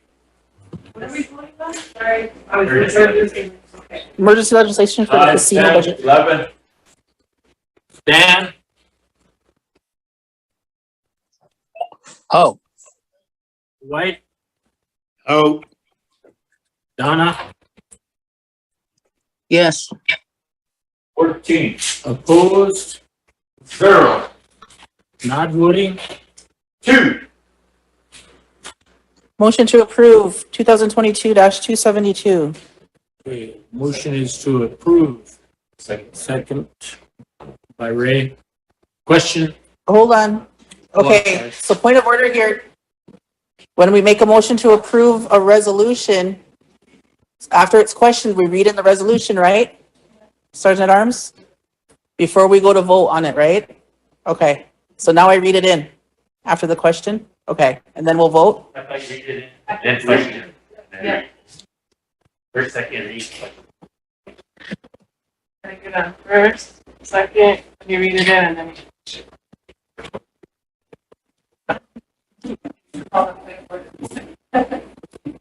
So where are we at, Madam Chair or Madam Secretary? You didn't know. Okay, and then we'll get a question and then vote. Okay. For clarification, I'll start at the fourth whereas. Whereas the purpose of the RST ordinance number 88-12, it is to implement Article 4 of the Constitution and bylaws of the Rosebud Sioux Tribe, to appropriate and publish the efficient allocation of resources to meet tribal needs and provide public services. Now therefore be it resolved by the Rosebud Sioux Tribal Council approves the casino program account-based budgets for FY 2023, and be it further resolved that any salary increase must follow the regular approval process pursuant to the RST Personnel Policies and Procedures Manual. And be it further resolved that no equipment or furniture purchases in excess of $5,000 will be made without Budget and Finance Committee's approval. And then on this handout here is the list of programs that are funded under the casino budget.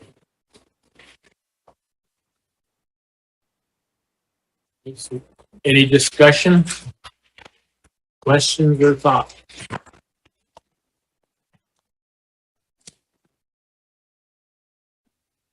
Share. Are the projections for the casino budget based on last year's revenue? Since it was such a low year for the casino? Yeah, it's always the same every year. So they tend to cover that. So, you know, when we have that reserve account and then it's building up, they're not actually putting anything in there, but that's what they owe us when they start making revenue. Oh, okay. So. Thanks for that clarification. Anyone else?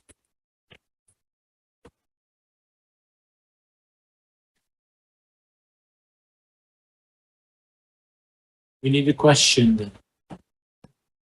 So some of these, like Sherry, whenever, like elderly nutrition, and their drivers are probably like the lowest paid too, because they don't have that extra revenue to bump up those salaries.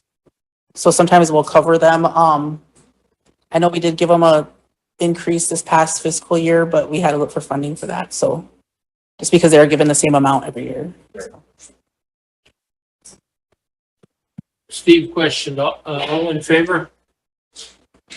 1, 2, 3, 4, 5, 6, 7, 8, 9, 10, 11.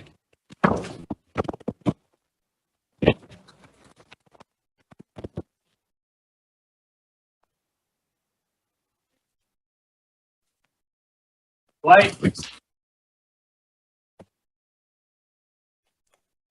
Oh. Donna?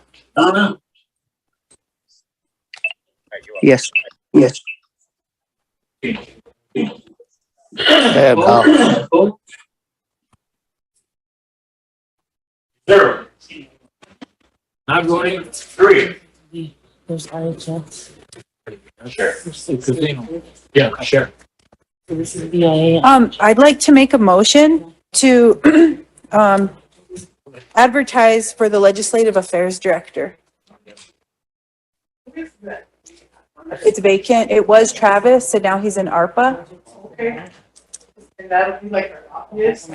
They'll help us set up our meetings for DC and the Legislative Affairs Office. You know how, the vice chair and the chair and the secretary all have their staff? Legislative Affairs is there to assist council. That's why Brianne is always here helping us. Forward them on to council. So that's my motion to advertise for that position. Need a second. Question by That's just on federal state. Okay. These are the other two. All in favor? All in favor? 1, 2, 3, 4. What is this motion for? Sorry. To advertise the Legislative Affairs Director. So has he officially vacated that position? He resigned from it? Travis was in there, right? Did he He was the resign last from one we that had. position? Where did that, all of those? Yeah. Do you know? I'm not sure, I don't have files. I thought we had a, heated discussion in council about those positions and we directed the chair to, that they had to choose which job they were gonna take. I don't know if HR could probably clarify if they officially vacated it properly, or I don't know if they did. Another 5-minute break. Yeah. Should see what their PAs are made. It is 16. You want to take 5 and check it out, Lisa? Well, we could keep going, but just have, maybe call Jennifer over. Okay. So motion to approve, or motion for emergency, we just voted on that, right? Oh,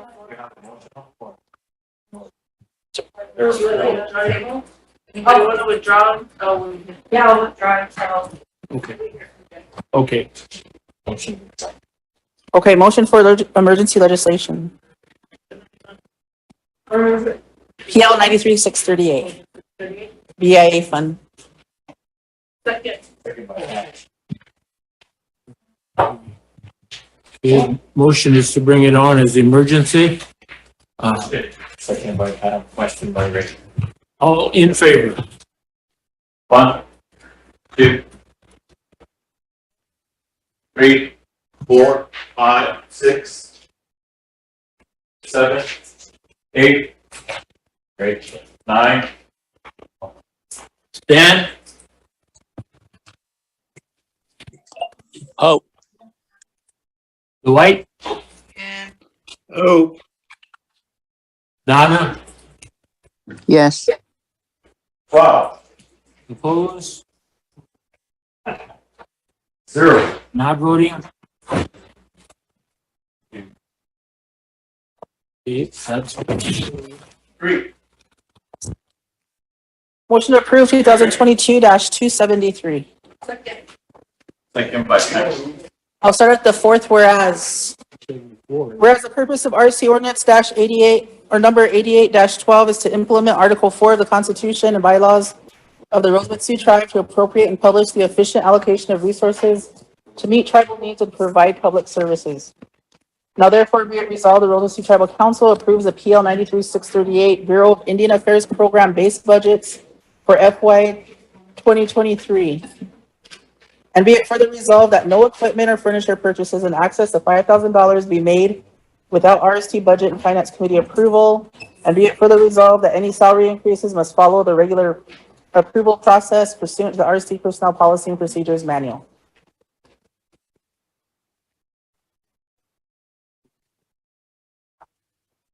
Brian. Was that emergency motion?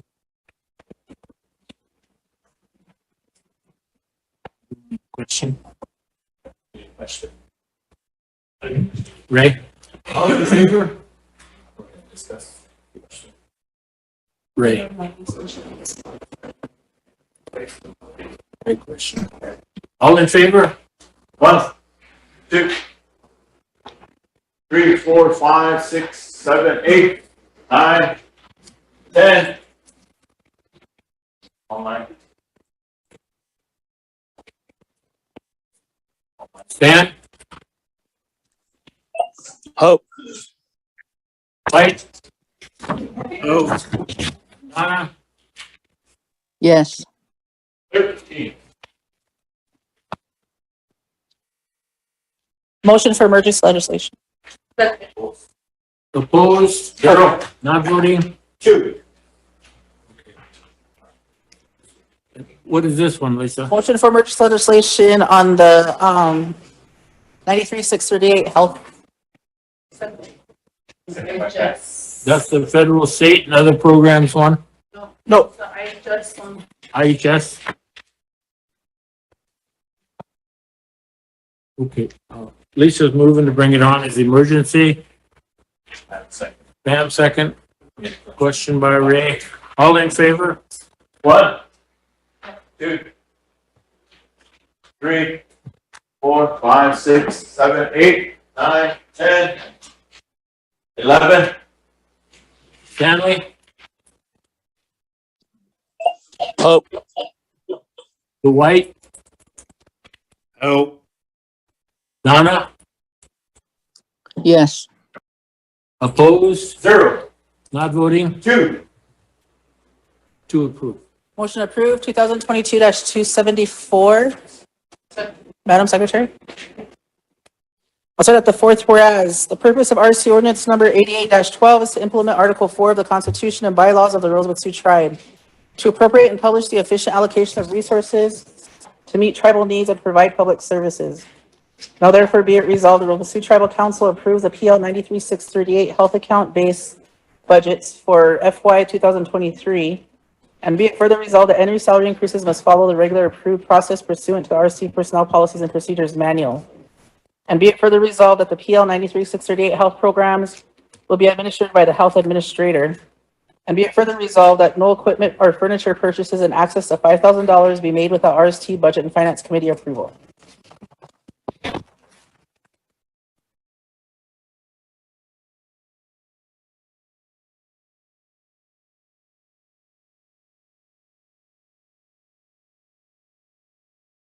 Question? Any question? Need a question?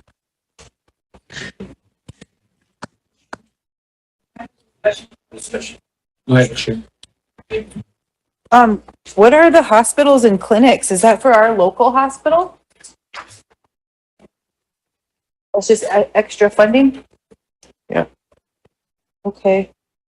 And purchase referred care, that's like if you get sent out or, but not a fly out? That's a. Flyouts are different. Flyouts are different? Yeah, it just has a different payment for that.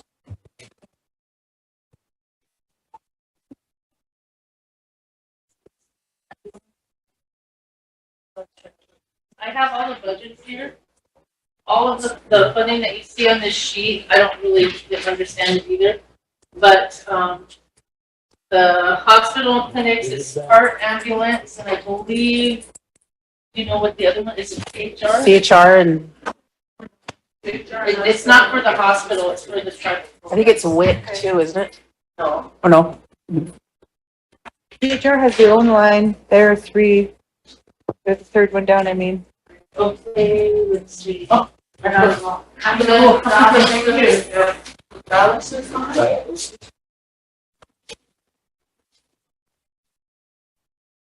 Alcohol, it's 858,021, CHR gets 884,479, health administration gets 236,536, ambulance gets 953,744, and direct contract support gets 163,968. And that totals the 3,096,748. Okay, thank you. Any other discussion? Question by Sharon. All in favor? Yes. 1, 2, 3, 4, 5, 6, 7, 8, 9, 10. Stan? 11. Oh. Dwight? Oh. Donna? Yes. 14. Opposed? 0. Not voting? 2. The last one that we have here is a federal, state and other budget.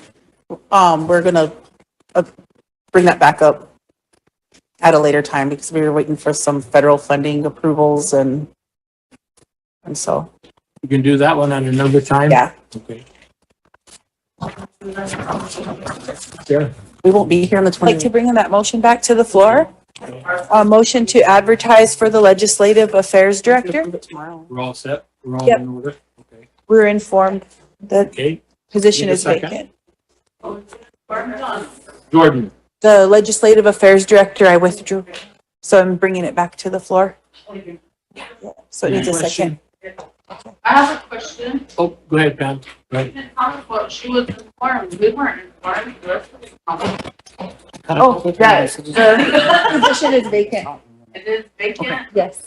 Okay, so is his And personnel, his NDPA has been signed. Yeah, please use that. But, that's his doctor. Thank you. Can you get us a key?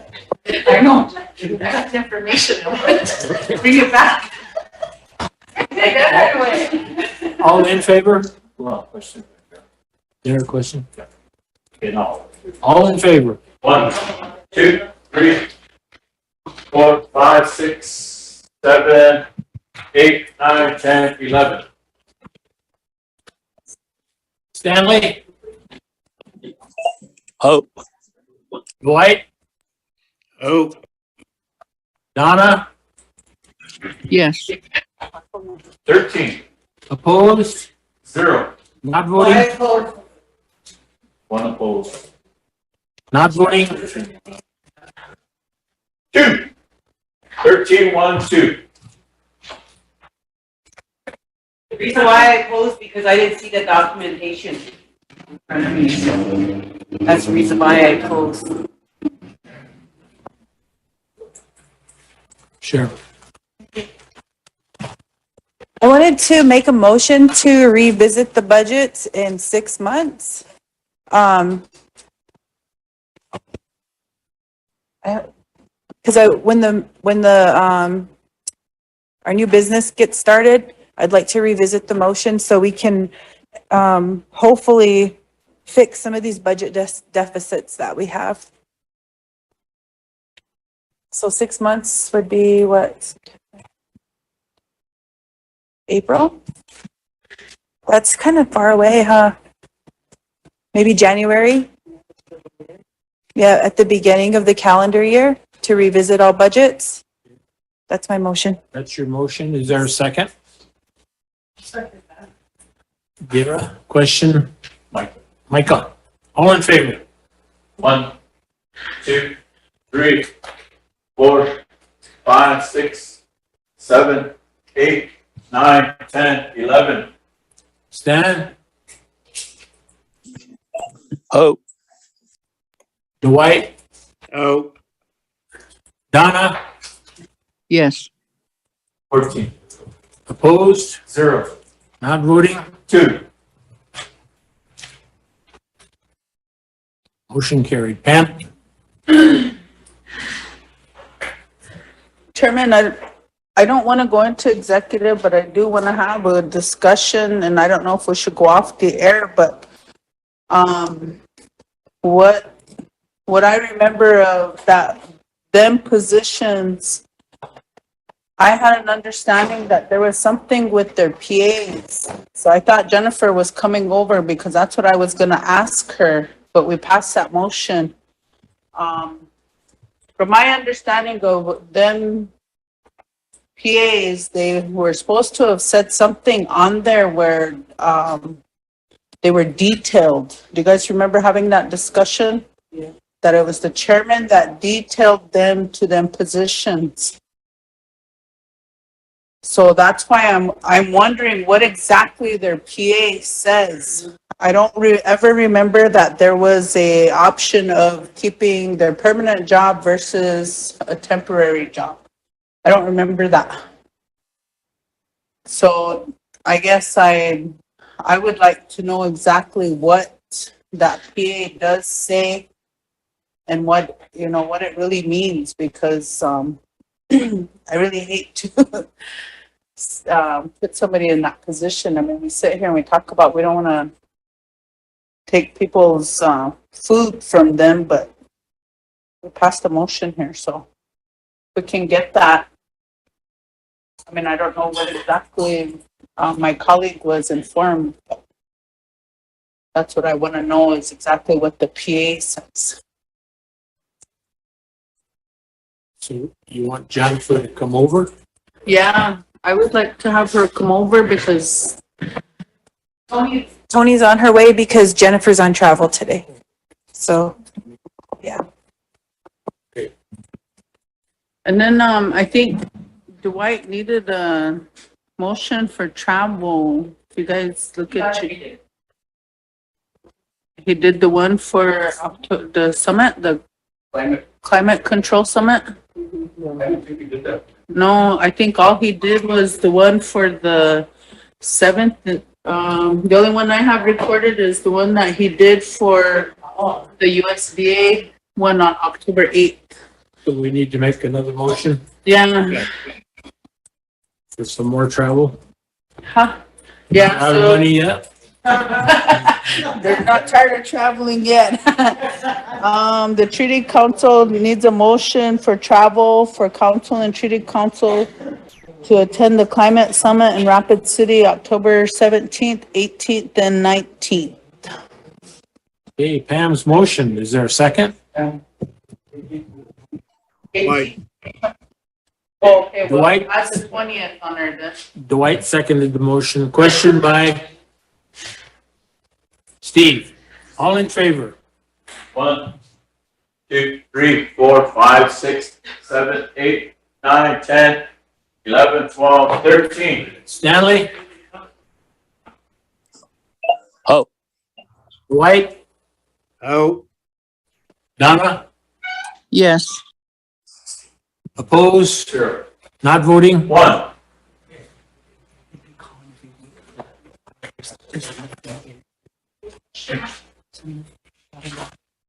Steve. Oh, there's Steve. Steve? Steve, I have the right date, it's the 17th. Lisa? The 18th through the 20th. Okay. Probably travel October 18th through the 20th. I would like to make a motion to approve travel for any council rep or officers to attend the Global Gaming Expo in Las Vegas from October 10th through the 13th. Second by Ray, question by Cher. All in favor? 1, 2, 3, 4, 5, 6, 7, 8, 9, 10, 11, 12, 13. Opposed? Sorry, Stan? Oh. Dwight? Oh. Donna? Yes. 16. Opposed? 0. Not voting? 1. Okay, we're gonna travel.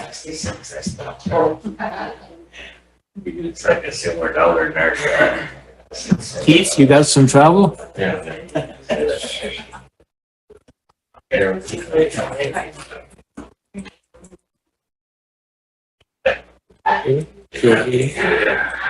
Yes, we're back to our agenda, Nicole, or whenever you get there, didn't you?